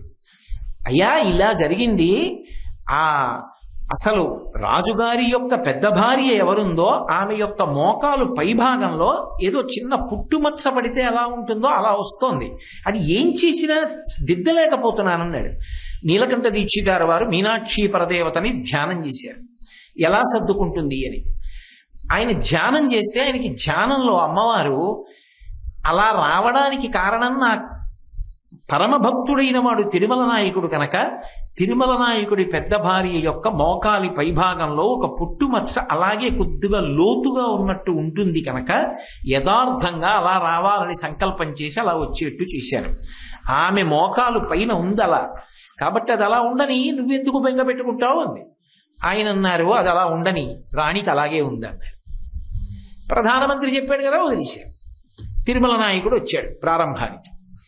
వచ్చి తన మూర్తిని చూసుకుని పెద్ద భార్య మూర్తి మిగిలిన 6 భార్యల మూర్తుల్ని పట్టి పట్టి చూశాడు. పెద్ద భార్య మోకాలు పైన ఓ పుట్టుమచ్చలా కొంచెం తేడాగా కనపడింది. రాజుకి కోపం వచ్చింది. ఇది ఎలా తెలిసింది శిల్పికి? సుమంత్రాచార్యుల వారిని పిలిపించమన్నాడు. రాజుల హృదయాలు అదోలా ఉంటాయి. వచ్చాడు. నా పెద్ద భార్య యొక్క మోకాలు పైభాగంలో ఇలా ఉందని నీకు ఎలా తెలుసని అడిగాడు. ఆయన హడిలిపోయాడు, పెద్ద ప్రశ్నే వేశాడు. ఇంక నేను దాని గురించి పెద్ద వివరణ ఎందుకంటే ఇంక దానికి వివరణ అక్కర్లేదు. అయ్యి బాబోయ్ చాలా పెద్ద ప్రశ్న, ఆయనకి చెమట పట్టి ఏం చెప్పాలో అర్థం కాక ఏ చిన్న తేడా వినపడినా తల తీసేస్తాడు. నాకు తెలియదండి, ప్రధానమంత్రి గారు అలా ఉంటుందన్నారు, అందుకే అలా చెక్కానన్నాడు. వెంటనే రాజు ప్రధానమంత్రిని తీసుకురండి అన్నాడు. ఎందుకు తీసుకురమ్మన్నాడు మీకు అర్థమైపోలా? అలా చూశాడు ప్రధానమంత్రి. అలా ఏ కళ్ళతో చూశాడో ఆ కళ్ళు పొడి చేయడానికి పిలిచాడు నీలకంఠ దీక్షితాలు వాడు. ఆయన ఏ పాపం ఎరగడు. వెళ్ళేటప్పటికి నీలకంఠ దీక్షితుల వారు మీనాక్షి అమ్మవారిని పూజ చేస్తున్నారు. అకారణంగా అది ప్రధానమంత్రి పూజ చేసే సమయం అని తెలుసు. రాజభటులు వచ్చారు అని పూజా మందిరంలో కబురు వచ్చింది, తొందరగా తీసుకురమ్మంటున్నారట మిమ్మల్ని. వెంటనే ఆయన ఈ సమయంలో ఎందుకు వచ్చారని ధ్యానమగ్నుడయ్యారు. మీనాక్షి పరదేవత చెప్పింది, ఏ పాపం నువ్వు ఎరుగకపోయినా పెద్ద భార్య మోకాలి పైభాగంలో ఉన్నటువంటి దోషాన్ని నువ్వు కనిపెట్టి చెప్పావు కనుక నువ్వు అలా చూశావనుకుని నీ కళ్ళు పొడిపించడానికి పిలుస్తున్నాడు అని. వెంటనే ఆయన నీరాజనం ఇచ్చి అమ్మవారికి ఆ నీరాజనం అక్కడ పెట్టి ఆ వెలుగుతున్న కర్పూరాన్ని చేత్తో తీసి కళ్ళ గుడ్లకేసి నొక్కుకున్నారు. 2 కళ్ళు పోయిన తర్వాత ఆయన తడువుకుంటూ వీధిలోకి వచ్చి రాజభటుల వంక చూసి, మహారాజు నాకు ఏ శిక్ష వెయ్యాలనుకుంటున్నాడో ఆ దోషం రాజుగారికి ఎందుకు పట్టాలి? రాజు వృద్ధిలోకి రావడం కోసం ఆ శిక్ష నేనే వేసుకున్నానని రాజుకి చెప్పండి. నిర్భయంగా చెప్పాడు ఆ మాట. వెళ్ళి రాజుకి చెప్పారు. రాజుకి చెప్పగానే రాజుకి చాలా బాధ కలిగింది. మహానుభావుడు, అంతటి ఉపాసకుడు, ఎంత తప్పు చేశాను అని గబగబా బయలుదేరి నీలకంఠ దీక్షితారు వారి ఇంటికి వెళ్ళాడు. ఇంటికి వెళ్ళి నీలకంఠ దీక్షితుల వారి కాళ్ల మీద పడి, అయ్యా నన్ను క్షమించండి, ఏదో వ్యామోహంలో నా పెద్ద భార్య మోకాలి పైభాగంలో ఉన్న విషయం మీకు ఎలా తెలిసింది అన్న కారణంతో నేను కళ్ళు పొడిపించడానికే పిలిపించాను, కానీ ఆ శిక్ష మీరు అమలు చేసుకున్నారు, నా దోషాన్ని క్షమించండి అని కాళ్ల మీద పడ్డాడు. పడితే, రాజా అది అలా జరగవలసి ఉంది, దాని గురించి బెంగపెట్టుకోకని అమ్మవారి మీద ఆనందసాగర స్తవము అని ఒక గ్రంథాన్ని రాశారు. శంకర భగవత్పాదులు చేసిన సౌందర్యలహరి ఆనందలహరి అని 2 కింద ఎలా విడిపోతుందో, నీలకంఠ దీక్షితుల వారు మీనాక్షి పరదేవత మీద చేసిన ఆనందసాగర స్తవం అలా 2గా విడిపోతుంది. మధ్య నుంచి ఆనందలహరి సౌందర్యలహరి మొదలైనట్టే అమ్మవారిని పైనుంచి కింద వరకు వర్ణించి మిగిలినవి మీనాక్షి పరదేవత వైభవాన్ని వర్ణించారు. ఆనందసాగర స్తవం పూర్తి చేస్తూ ఆయన ఒక మాట రాశారు. అమ్మా, ఒకవేళ నేను చేసిన ఈ ఆనందసాగర స్తవానికి సంతోషించి నువ్వు నీ 2 పాదములను చూడమని అనుగ్రహించినా చూడలేని కళ్ళు లేని కబోదినమ్మా అని పూర్తి చేశారు. ఆ మాట అనగానే అమ్మవారు కళ్ళిచ్చేసింది, ఇచ్చి దర్శనమిచ్చింది. కళ్ళు వచ్చాయని తెలుసుకున్న మహారాజు పరుగున వచ్చాడు. వచ్చి నాది పొరపాటు అయిపోయింది, మీరు మళ్ళీ ప్రధానమంత్రిత్వాన్ని స్వీకరించండి అన్నాడు. మహారాజా, నాకు ఈ ప్రధానమంత్రిత్వము వద్దు, రాజాంతఃపుర సేవలు వద్దు, నేను వెళ్ళి అమ్మవారి స్తోత్రం చేసుకుంటూ అమ్మవారి ధ్యానం చేసుకుంటూ కాలం గడుపుతానని తదనంతర కాలంలో ఆయన వేరొక ప్రదేశానికి వెళ్ళిపోయి మీనాక్షి పరదేవత ధ్యానంలో తరించిపోయారు. కాబట్టి భయహరాం జ్ఞానప్రదాం నిర్మలాం ఆ తల్లి ఏమి ఇవ్వలేదు. ఆ తల్లి ఎప్పుడూ అందరినీ భయం నుంచి రక్షించి కాపాడుతూనే ఉంటుంది. అందుకే ఆవిడ పేరు మీనాక్షి. ఒక్కసారి ఆ తల్లి వైపు తిరిగి నమస్కరించామనుకోండి, తన చూపులతో ఈ లోకంలో ఎవరు ఎక్కడ ఉన్నా సరే కాపాడుకోగలిగినటువంటి ప్రజ్ఞ కలిగినటువంటి తల్లి. కాబట్టి భయహరాం, జ్ఞానప్రదాం, నిర్మలాం, ఆమె నిర్మలత్వాన్ని పొంది ఉంటుంది.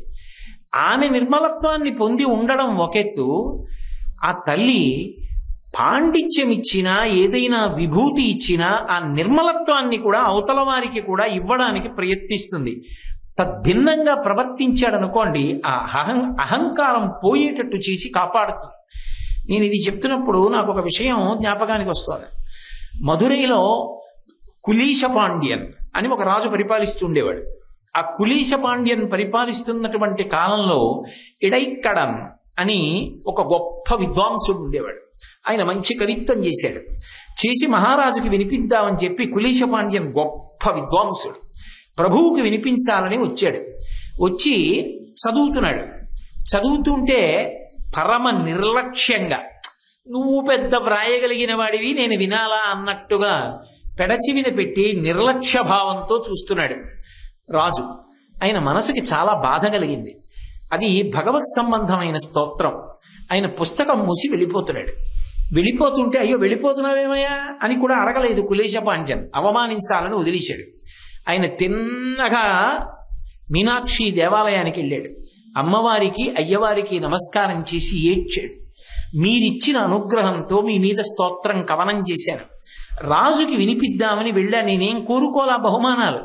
అంతటి విద్వాంసుడు అసూయతో, అమర్షభావంతో వినకపోగా సులకన భావంతో చూసి అసలు వినకుండా ఎవరితోనో మాట్లాడుతున్నాడు. నేను లేచి వచ్చేస్తుంటే వెళ్ళిపోతున్నామేమని కూడా అడగలేదు. ఇటువంటి రాజ్యంలో ఉండలేను, నన్ను మన్నించండి, నేను వేరొక రాజ్యానికి వెళ్ళిపోతున్నాను, కాబట్టి బయలుదేరుతున్నాను, ఇక పైన నాకు మీ సేవ లభించదు, నన్ను మన్నించండి అని చెప్పి లేచాడు.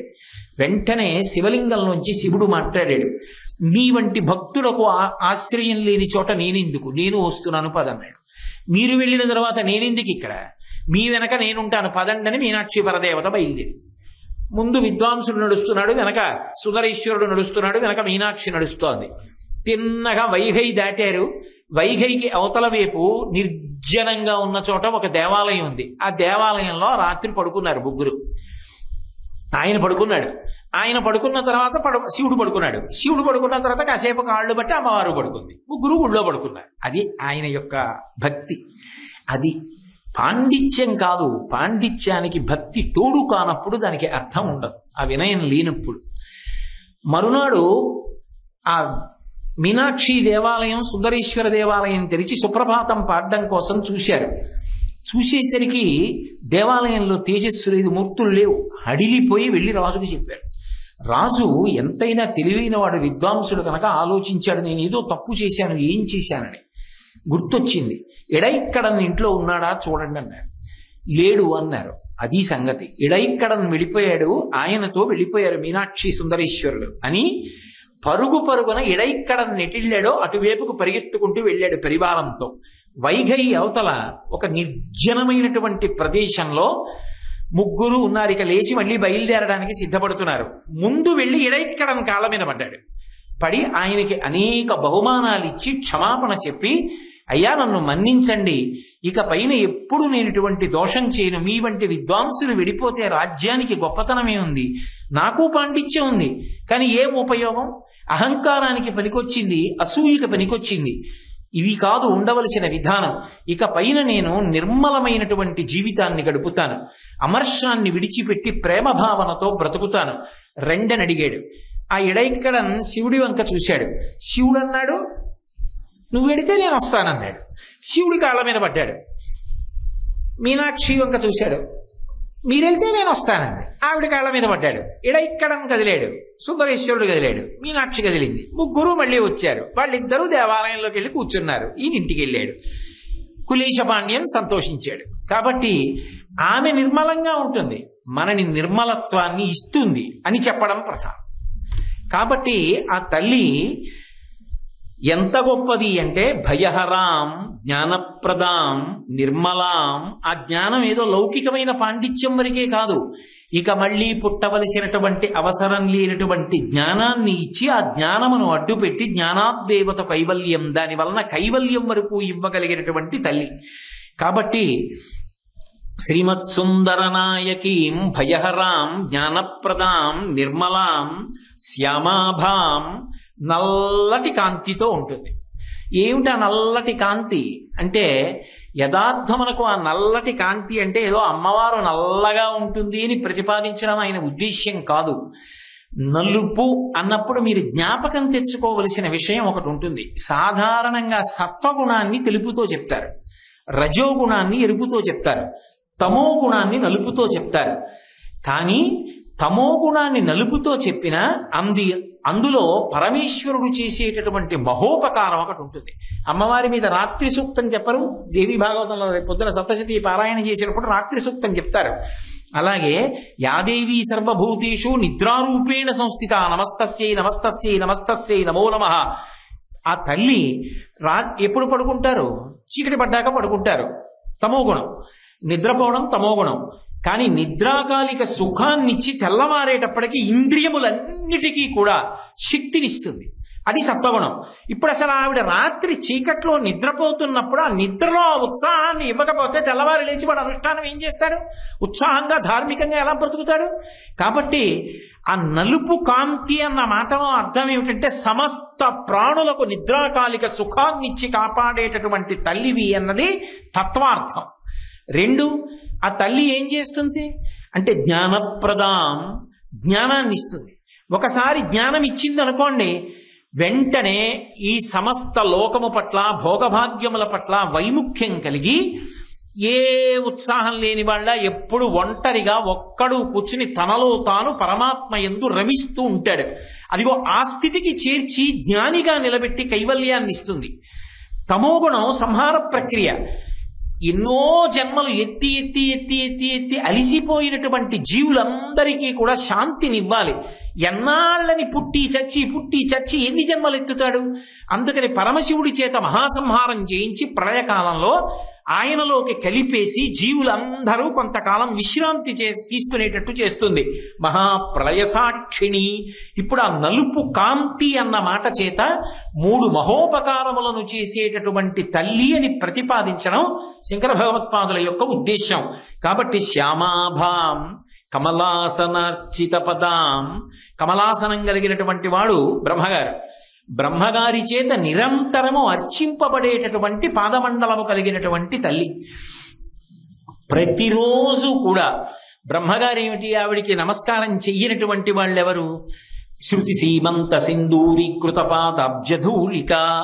వేదమాత వెళ్ళి ప్రతిరోజు ఉదయం ఆ తల్లి పాదములకు తన తల తాటించి నమస్కరిస్తే వేదమాత యొక్క పాపట ప్రారంభ స్థానంలో ఉండేటటువంటి సింధూరం కదిలి కొన్ని రేణువులు అమ్మవారి పాదముల మీద పడతాయిట.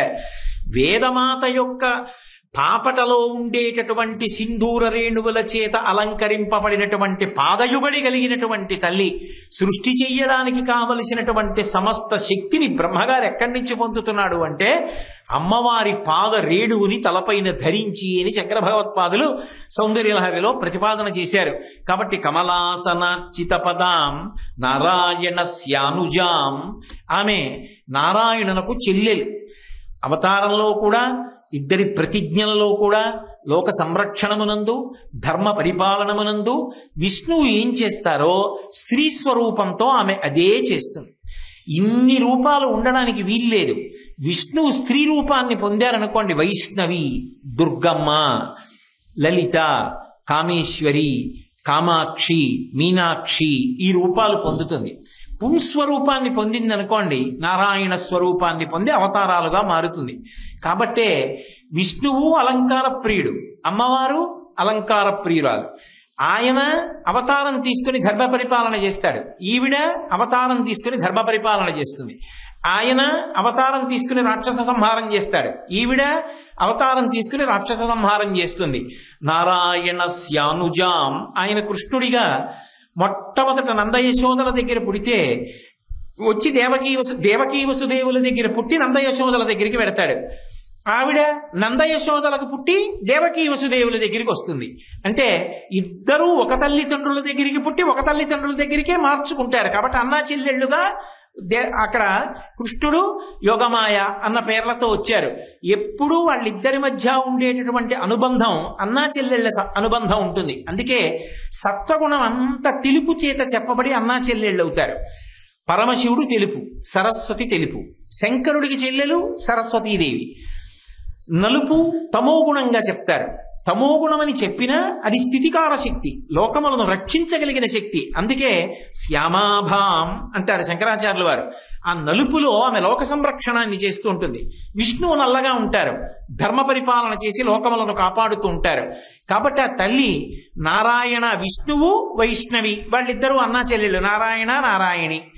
ఎర్రగా బ్రహ్మగారు ఉంటాడు, ఎర్రగా లక్ష్మీదేవి ఉంటుంది. కాబట్టి వాళ్ళిద్దరు అన్నా చెల్లెళ్ళు. అన్నా చెల్లెళ్ళు ఇద్దరు తామర పువ్వులో కూర్చుంటారు. అందుకే బ్రహ్మగారు తామర పువ్వులో కూర్చుంటాడు, బ్రహ్మగారి చెల్లెళ్ళు లక్ష్మీదేవి తామర పువ్వులో కూర్చుంటుంది. ఆయన 1ని 10ంతలుగా సృష్టి చేస్తాడు. లక్ష్మీదేవి అనుగ్రహిస్తే రూపాయిని 10 రూపాయలు చేస్తుంది. వాళ్ళిద్దరిది ఒక లక్షణం. శంకరుడు జ్ఞానాన్ని ఇస్తాడు, జ్ఞానదాత మహేశ్వర, తెల్లగా ఉంటాడు. సరస్వతీదేవి తెల్లగా ఉంటుంది, జ్ఞానమునకు ఆలవాలం సరస్వతీదేవి. లోకములందు ధర్మ పరిపాలన చేయడం, అవతారం తీసుకోవడం ఇవన్నీ విష్ణువు చేస్తారు. నల్లగా ఉన్న నారాయణి శ్యామాభాం, నిద్రనివ్వడం, ధర్మాన్ని పరిపాలించడం, ఇంద్రియములకు శక్తినివ్వడం, అధర్మాన్ని పరిమార్చడం, అవతార స్వీకారం చెయ్యడం, లోకమునకు హితం చెయ్యడం, ఇవన్నీ అమ్మవారు చేస్తుంది. అంటే నల్లని కాంతి గలదానా అన్న మాటకు అర్థం ఇన్నింటిని చేసేటటువంటి దానా అని చెప్పడం. అందుకే పక్కనే మళ్ళీ శ్యామాభాం కమలాసనర్చిత పదాం, సృష్టి చేయడానికి కావలసిన సమస్త శక్తులు నిన్ను పూజించి బ్రహ్మగారు పొందుతున్నాడు. అంతేకాదు శ్యామాభాం అన్నప్పుడు ఆ నల్లని కాంతి అని ప్రతిపాదించినప్పుడు బ్రహ్మగారికి కావలసినటువంటి సృష్టిలో సృష్టి చేసేవాడికి ఏం కావాలి? జ్ఞానం కావాలి. ఆ జ్ఞానమే సరస్వతి. ఇప్పుడు ఆయనకి జ్ఞానం ఇచ్చిన, పరిపాలన చేసేవాడికి ఐశ్వర్యం కావాలి. లక్ష్మినిచ్చిన, పరిపాలన చేసేవాడు 10 రూపాయలు ఎవరికన్నా కావాలంటే ఇవ్వాలి, ఎవరినన్నా కొట్టి లాక్కోవాలంటే శక్తి కావాలి. అందుకని ఆయనకి లక్ష్మినిచ్చిన, సంహార ప్రక్రియని జ్ఞానాన్ని ఇవ్వవలసినటువంటి రుద్రుడికి రుద్రాణినిచ్చిన ఈవిడే ఇస్తుంది. అందుకే వదనారవింద వక్షో వామాంక తటీ వదిం వశం వదీభూత పురుష త్రితయే త్రేధా త్వమేవ పురంధ్రి రూపం కామాక్షి అంటారు మూకశంకరులు. ఆ తల్లే బ్రహ్మగారికి సరస్వతినిస్తుంది, విష్ణువుకి లక్ష్మినిస్తుంది, రుద్రుడికి రుద్రాణినిస్తుంది. ఈ ముగురమ్మలకి తాను మూలపటమ్మయ్యి దుర్గమ్మగా నిలబడుతుంది. అందుకే అమ్మలగన్నయమ్మ ముగురమ్మల మూలపటమ్మ చాలా పెద్దమ్మ సురారులమ్మ కడుపారడి బుచ్చినయమ్మ తన్నులో నమ్మిన వెల్పుటమ్మల మనంబున ఉండెడి అమ్మ దుర్గమాయమ్మ. కృపాబ్ధినిచ్యుత మహత్వ కవిత్వ పటుత్వ సంపదల్లని పోతనగారు మొట్టమొదట్లోనే ప్రార్థన చేయడానికి కారణం అది. కాబట్టి శ్యామాభాం కమలాసనర్చిత పదాం నారాయణ శ్యానుజాం, నారాయణునికి చెల్లెలుగా వచ్చేటటువంటి లక్షణం ఉన్నదానా. వీణా వేణు మృదంగ వాద్య రసికాం, వీణానాదానికి వేణునాదానికి మృదంగ వాద్యానికి ఆవిడ ఎంతో సంతోషిస్తుంది. భారతదేశంలో శాస్త్రీయంగా ఆ సంగీతము అనబడేటటువంటి, సంగీతము అన్నదానికి శాస్త్రీయమైనటువంటి అర్థం, తత్వార్థంగా ఏం చెప్తారు అంటే, శబ్దముల యొక్క ప్రకంపనలు ఒక రీతిగా గాంధర్వ వేదాన్ని అనుసరించి వచ్చి మనసుకి శాంతినిచ్చేవి ఏవి అయి ఉంటాయో దానికి సంగీతం అని పేరు.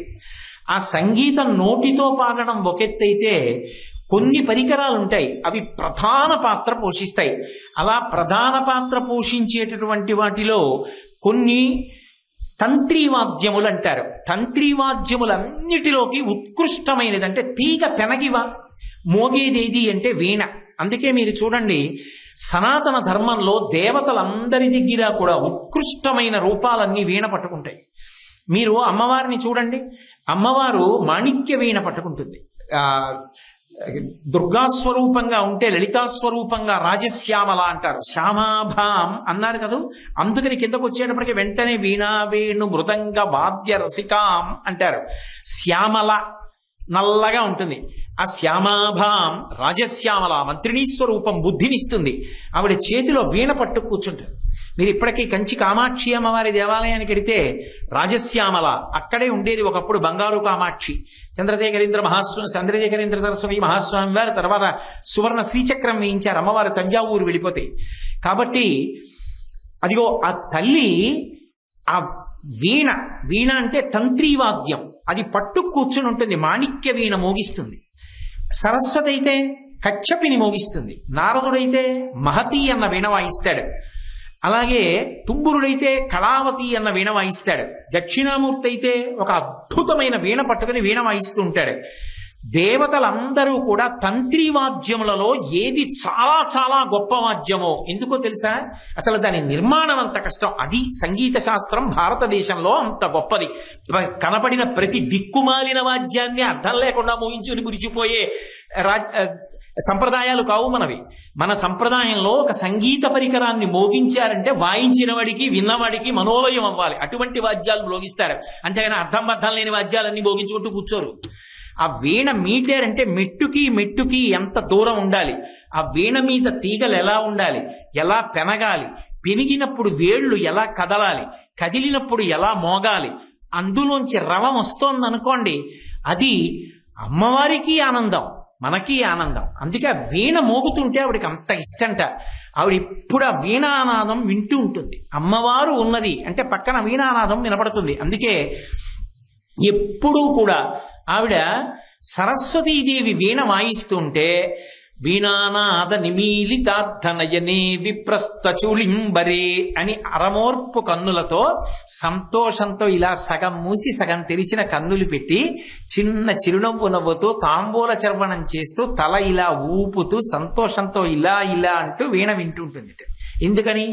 తంత్రివాద్యముల యందు అది మహారాజ స్థితిని పొందింది. అందుకని వీణ. అలాగే రంధ్రీవాద్యములు అంటే కన్నం ఉండి కన్నానికి ఎంత దూరం ఉండాలి, వేళ్ళు ఎలా పెట్టాలి, ఊదుతున్నప్పుడు వేళ్లు తీస్తుంటే అది ఎలా మోగాలి, మోగి అది మనసుల్ని ఎలా లయం చేయగలిగినటువంటి శక్తి అందులోంచి ఉత్పన్నం కావాలి, పరమమంగళప్రదమైన వెదురులో అది ఎలా నిర్మాణం కావాలి, ఇది ఋషులు నిర్మాణం చేసింది. ఏదో దాన్ని తీసుకొచ్చి విద్యుత్తుకో దేనికో పెట్టి మోగించేవి కావవి. అవి పరమాద్భుతమైనటువంటి సంగీత వాద్య పరికరాలు. అందుకని రంధ్రీవాద్యముల యందు అద్భుతం వేణువు. అందుకే స్త్రీ స్వరూపంగా ఉంటే రాజశ్యామల, అదే పురుష స్వరూపంగా ఉంటే శ్యామకృష్ణ సహోదరి అంటారు. నల్లగా కృష్ణుడిగా ఉంటాడు. కృష్ణుడిగా ఉంటే అమ్మవారు వేణువు పట్టుకుంటుంది. ఇందాకనే అన్నగా పురుష స్వరూపంగా ఉంటే విష్ణువు అని వేణువు పట్టుకుంటాడు. అందుకని రంధ్రీవాద్యముల యందు పతాక స్థాయి వేణువు. ఇక మూడవది మృదంగ, అది చర్మవాద్యం. ప్రత్యేకంగా జంతువు యొక్క చర్మాన్ని తీసి మృదంగం చేస్తారు. ఆ మృదంగం వాయించేటప్పుడు దాన్ని అసలు పట్టుకోవడం, కదిలిపోకుండా నిలబెట్టడం, అది కుడి చేతి వైపు ఒక రకమైన చర్మం వాడాలి, ఎడం వైపు ఒక రకమైన చర్మం వాడాలి. కుడి చేతి వైపు మోగిస్తే ఒక ధ్వని రావాలి, ఎడం చేతి వైపు మోగిస్తే ఒక ధ్వని రావాలి. ఈ చేతి చివరి భాగం తగులుతున్నప్పుడు ఒక ధ్వని రావాలి. అది ఎప్పుడు ఎలా మోగించాలి, వేళ్లు ఎలా కదలాలి. సాధారణంగా మృదంగం కదలకుండా మోకాలు కింద పెట్టి వాయిస్తారు. చిన్న పిల్ల, గట్టిగా 25 ఏళ్లు కూడా ఉండవు. మొన్న నేను చెన్నైలో ప్రవచనాలకు వెడితే అక్కడ ఒక మహావిద్వాంసుడు వీణావాద్యం చేస్తుంటే పండితులు వేదం పాడుతుంటే ఆయన వేదానికి అనుగుణంగా వీణ వాయించాడు. ఆయన వీణ వాయిస్తుంటే ఆ పిల్ల 25 ఏళ్లు లేవు, ఆ పిల్ల మృదంగం వాయించి కాలు పెట్టకుండా కింద పెట్టి ఆ పిల్ల నవ్వుతూ మృదంగం వాయిస్తుంటే నేను గోపాలకృష్ణ గారు మురిసిపోయాం.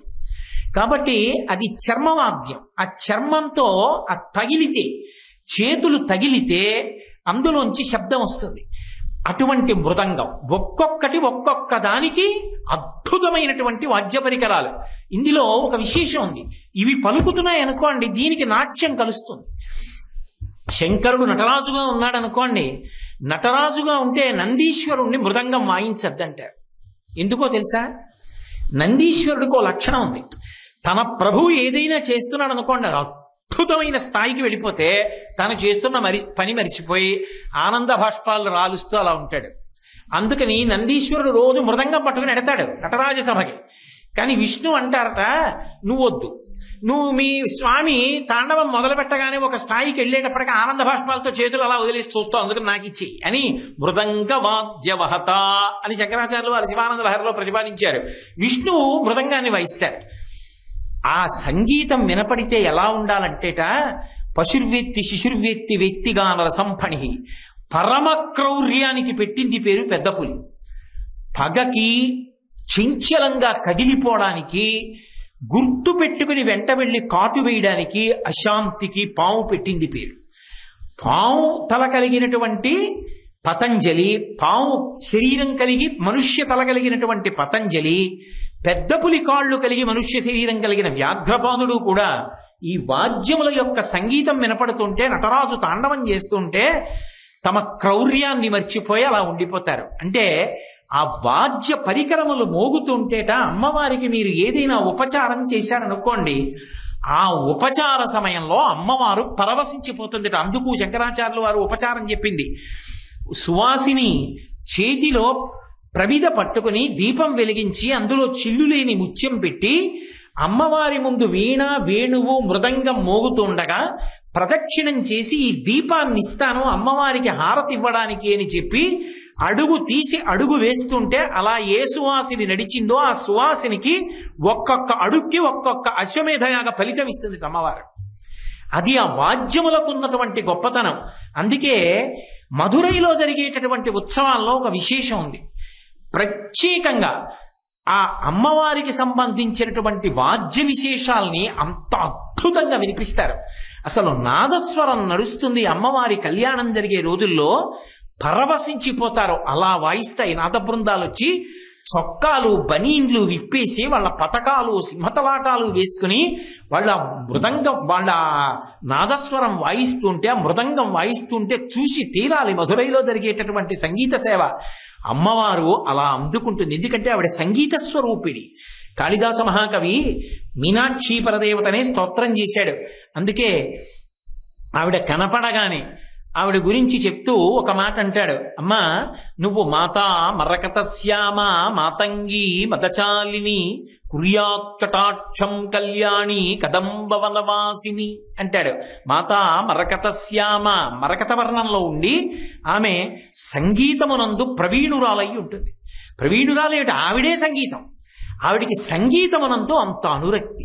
కాబట్టి వీణా వేణు మృదంగ వాద్య రసికాం, అంత గొప్ప తల్లి నానావిధాడంబికాం. ఆమె అనేకమైనటువంటి ఉత్సవాలు పొందుతుంది. అసలు ఆమె పట్ల సంతోషంతో ఇలా వినడం, తలెత్తి చూడడం కూడా ఉత్సవమే. అందుకే మధురైకి సంబంధించినంత వరకు ఒక విశేషం ఉంది. శంకరాచార్యులు వారు మీనాక్షి పంచరత్నం కథ చేస్తున్నారు. యావత్ ప్రపంచంలో ఎక్కడా లేని రీతిలో మధురైలో అన్ని ఉత్సవాలు జరుగుతాయి. ఆ ఉత్సవాలకు ఒక విశేషం ఉంది. ఏమిటో తెలుసా? అది కేవలంగా ఏదో ఉత్సవం చేయడం కాదు. ఆ ఉత్సవాలన్నీ అక్కడ అమ్మవారు అయ్యవారు చేసిన లీలలు ఏ ఉన్నాయో అవే ఉత్సవాలుగా చేస్తారు. నేను మీతో గతంలో కొన్ని విశేషాలు చెప్పాను. ఏదో పాణిపట్టరాన్ గురించి చెప్పాను. ఆయన సంగీతం గురించి రాజుగారి సభలో ఆ వచ్చిన యమనాథంతో పోటీ పడ్డానికి వెడుతున్నప్పుడు కట్టెల మోపు తల మీద పెట్టుకుని వచ్చి కూర్చుని సంగీతం పాడాడని. ఆ కట్టెల మోపు తల మీద పెట్టుకుని ఇప్పటి పక్కన వీణ పెట్టుకుని పాణిపట్టరాన్ని కాపాడడానికి వెళుతున్నటువంటి కట్టెల మోపు పోస్తున్నటువంటి కట్టెల వర్తకుడిగానే ఊరిరిగింపుగా పెడతాడు. వెళ్ళినప్పుడు ఏం చేస్తారంటే ఈ లీల అంతా ఆయన ముందు చేసి చూపించి సంగీతం పాడతారు, పాడి వినిపిస్తారు, ఆయన వీణ వాయించి వినిపిస్తారు. అందుకే మధురైలో జరిగిన ఉత్సవాల్లా ఎక్కడా ఉత్సవాలు ఉండవు అని చెప్తారు. అది కారణం. అంతేకాదు, ఇప్పటికీ అమ్మవారికి ఒక నియమం ఉంది.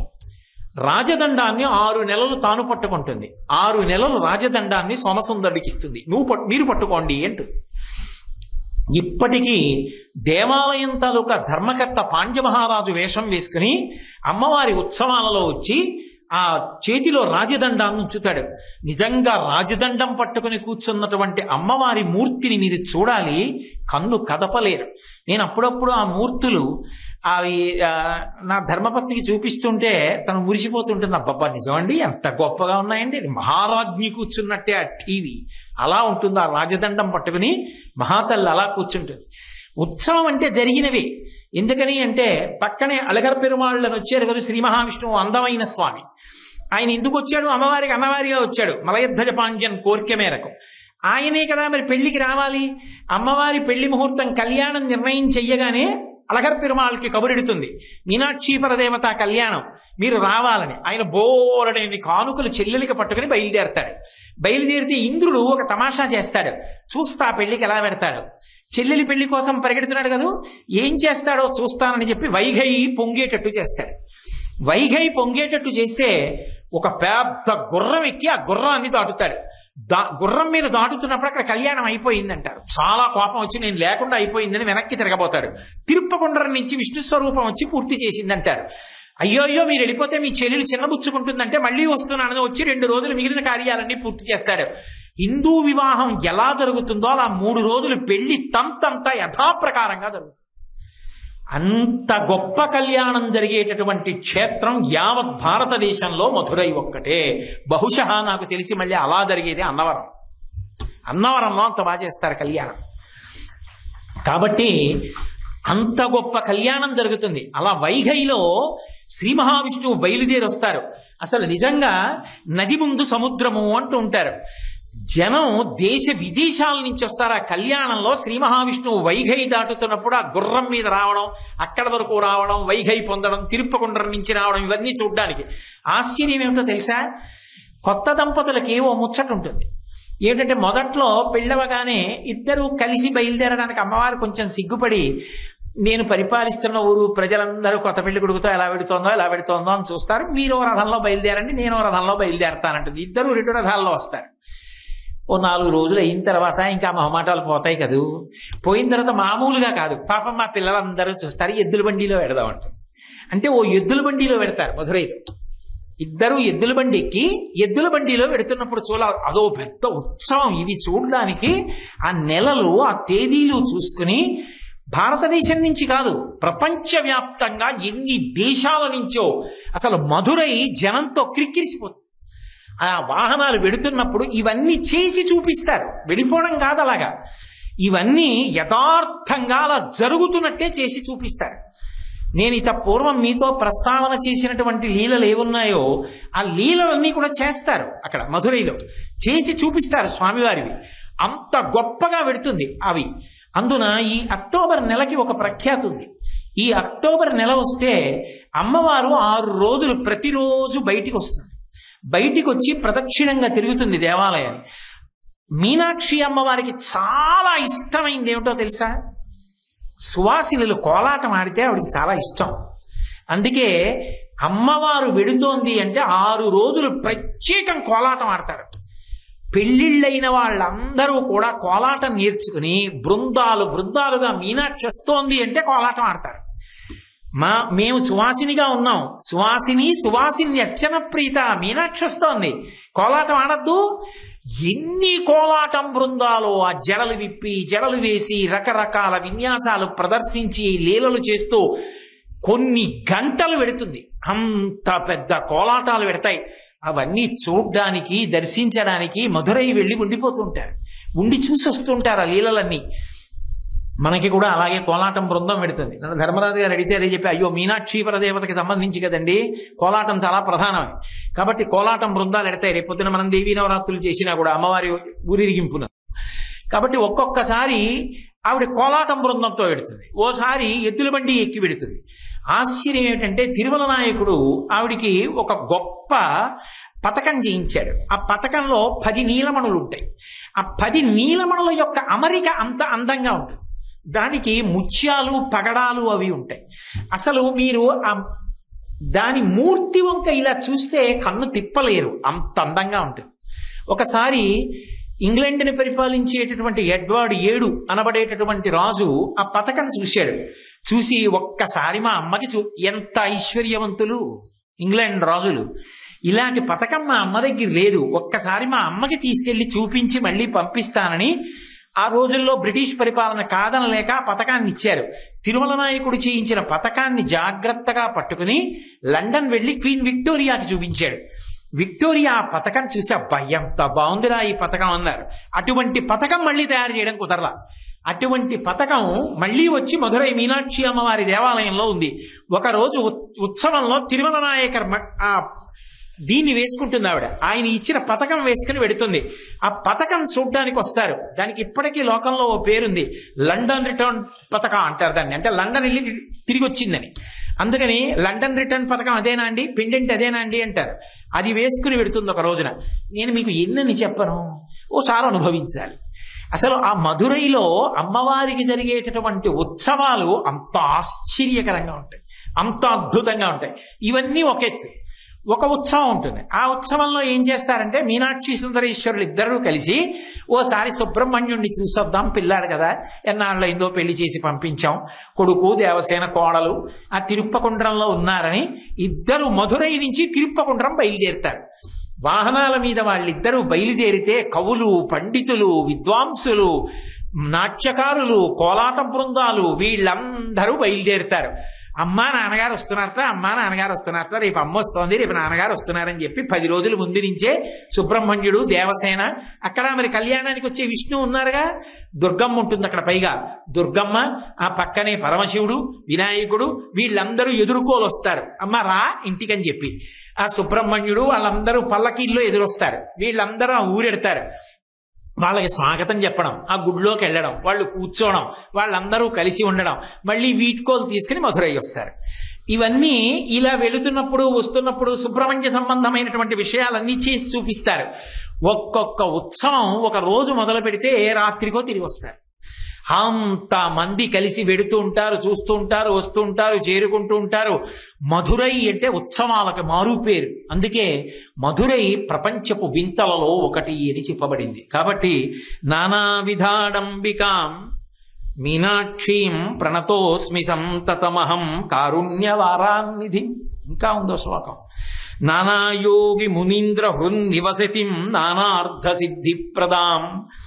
నానాయోగి మునీంద్ర హృన్నివసతిం, ఆ తల్లి యా యోగి బృంద హృదయంబుజరాజహంసి మందస్మితస్తుతముఖీ మధుకైట భగ్ని విఘ్నాంధకార పటభేద పటీయ సైసామూర్తి కరోతు కుతికం భ్రమరాంబికాయాః కస్తూరీ తిలకంచితేందు విలసత్రోద్భాసి పాలస్థలీం కర్పూరద్రవమిశ్రచూర్ణ కపురామోదోల్లసద్వీటికాం లోలాపంగ తరంగ తైరితి కృపాసారైర్నతానందినీం శ్రీశైలస్థలవాసినీం భగవతీం శ్రీమాతరం భావయే. శంకర భగవత్పాదులే భ్రమరాంబాష్టకంలో. కాబట్టి ఆ తల్లి యోగుల యొక్క మనస్సులలో నివాసం చేస్తూ ఉంటుంది. ఎప్పుడు యోగుల యొక్క మనస్సులలో ఉంటుంది. అందుకే ఎక్కడా లేనటువంటి రీతిలో ఒక్క మధురైకి మాత్రం ఒక పేరుంది. ఇది ఒకసారి ఒక విచిత్రం జరిగింది. కంచికామకోటి పీఠాధిపత్యం వహించినటువంటి మహాపురుషులు చంద్రశేఖరేంద్ర సరస్వతి స్వామి వారు రామేశ్వరంలో ఉన్నారు. రామేశ్వరంలో ఉండి ఆయన శంకరాచార్యుల వారికి పూజ చేస్తున్నారు. ఒక మహావిద్వాంసుడు ఒక ఆయన దగ్గరికి వచ్చి ఏదో మాట్లాడి వెళ్ళిపోతూ అక్కడ ఉన్న ఇంకొక సంస్కృత పండితుడితో అన్నాడు, ద్వాదశాంత స్థానానికి వెళుతున్నాను అని వెళ్ళిపోయాడు. చటుక్కన తల తిప్పారు మహాస్వామి. ఇతన్ని పిలిచారు. ఎక్కడికి వెళుతున్నాను అన్నాడు అన్నారు. ద్వాదశాంత స్థానమునకు వెళుతున్నాను అన్నారు. అంటే ఏమిటి అన్నారు.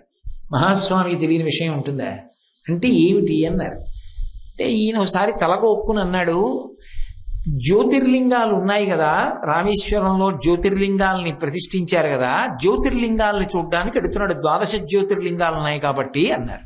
అంటే మహాస్వామి అన్నారు, కాదు, అతను మధురై వెళుతున్నాడు, అడిగిరా అన్నారు. ఈయన పరిగెత్తుకుంటూ వెళ్ళాడు. అప్పటికే ఆయన చాలా దూరం వెళ్ళి అయ్యా మీరు ద్వాదశాంత స్థానానికి వెళుతున్నానన్నారు, మధురయ్యా అన్నారు. అవును అన్నారు. ఎవరు చెప్పారు ఈ పేరు అన్నారు. పిరియవా, ఇంకెవరు, మహానుభావుడు కంచికామకోటి పరమాచార్య స్వామి. నేల మీద పడి నమస్కారం చేసి ఆయన వెళ్ళిపోయాడు. ఈయన వచ్చాడు. ఈయనకి కుతూహలం పట్టుకుంది, ఇదేమిటి ఎలా చెప్పారు పరమాచార్య స్వామి అని. అయ్యా దానికి ఆ పేరు ఎందుకు వచ్చిందని అడిగాడు.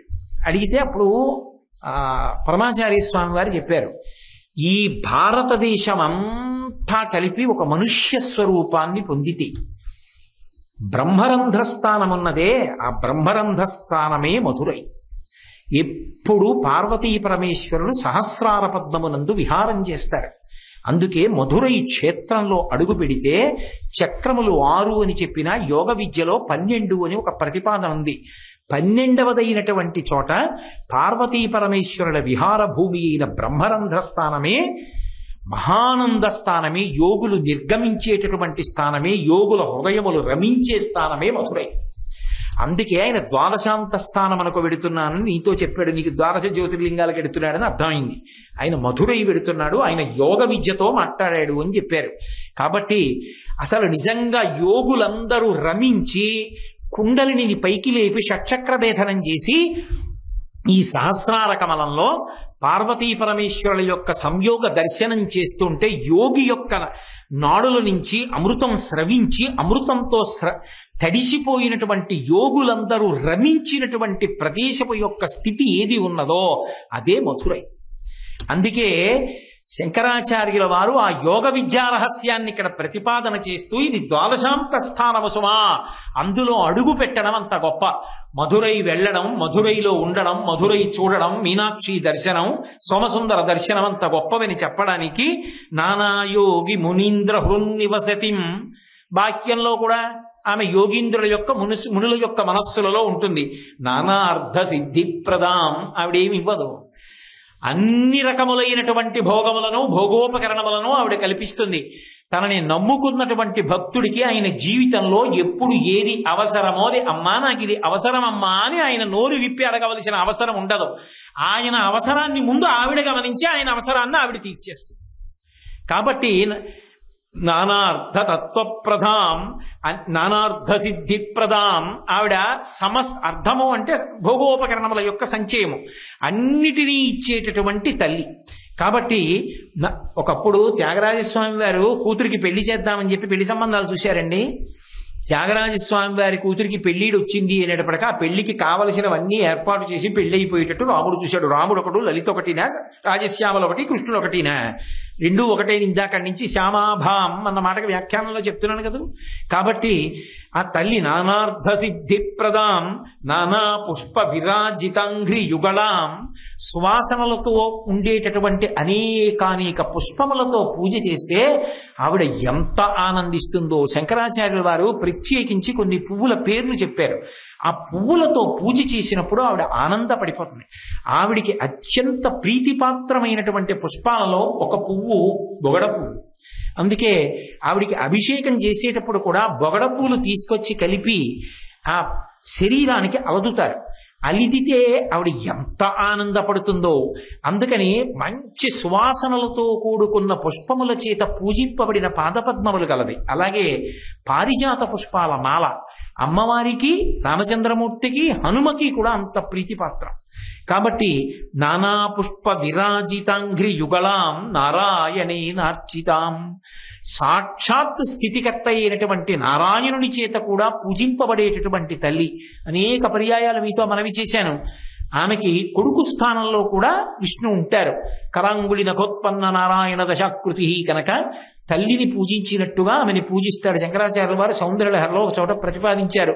శృతీనాం మూర్ధానో దతిత వయౌ శేఖరతయా అన్న శ్లోకంలో చెప్తారు. అమ్మవారి పాదాలుట మన తల మీద పెట్టుకోగలిగితే, అంటే అమ్మవారు అనుగ్రహిస్తే, అప్పుడు ఒక ద్రవం ఇలా మీద పడుతుంది. అది ఎక్కడదంటే అమ్మవారి పాదాల మీద రుద్రుడు తల పెడతాడు. రుద్రుడి తలలోంచి గంగ పడుతుంటుంది. దాని పక్కన విష్ణువు తల పెడతారు. ఆయన పక్కన లక్ష్మీదేవి తలపెడుతుంది.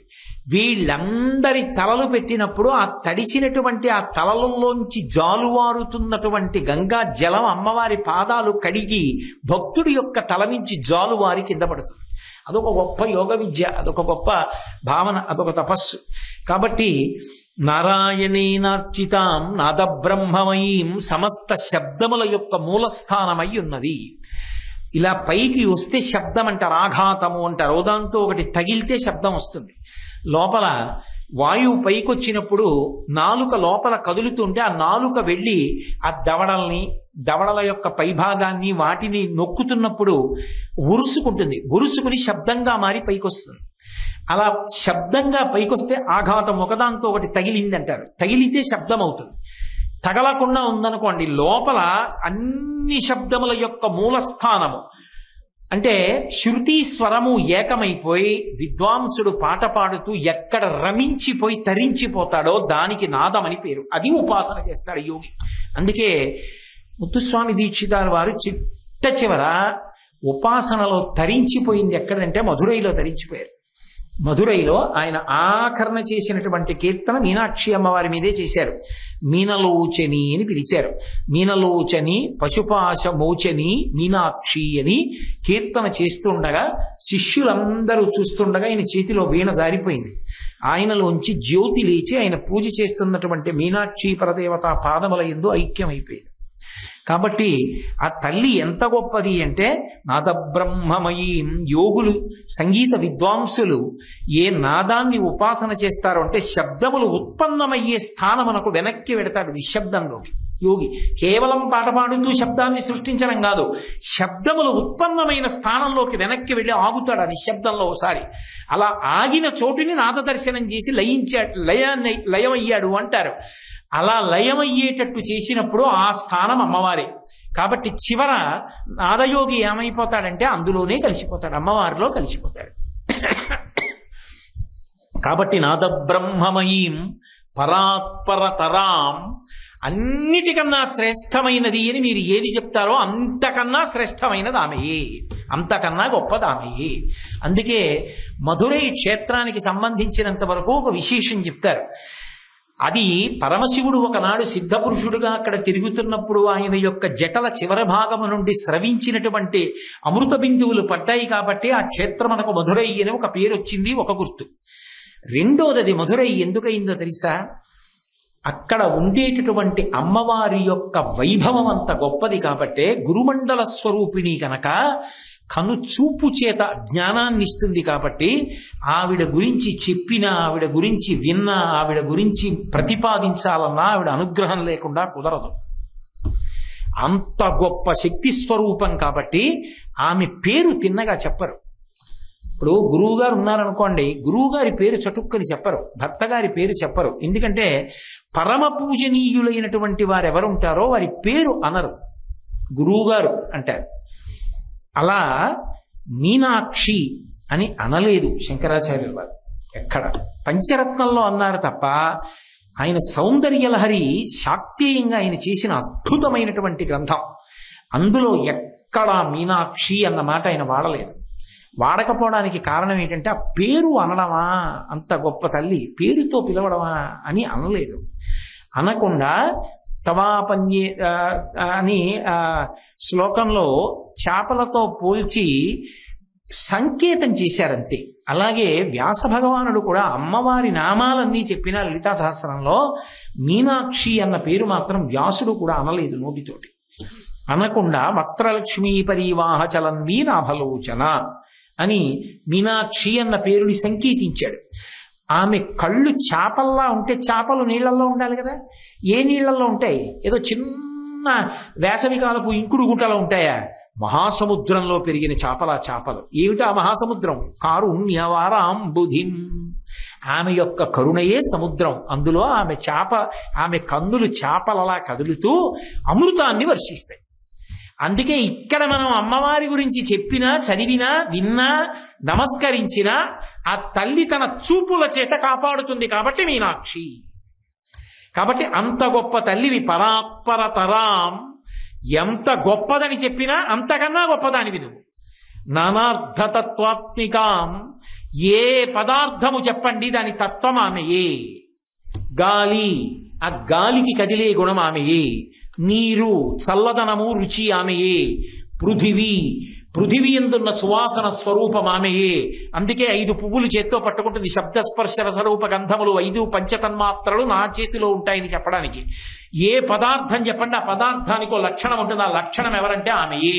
నీరు దాహం తీరుస్తుంది, అన్నము ఆకలి తీరుస్తుంది, అగ్ని మండుతుంది, జలము ప్రవహిస్తుంది, వాయువు అంతటా ఉంటుంది, ఆకాశము సర్వవ్యాపకమై ఉంటుంది.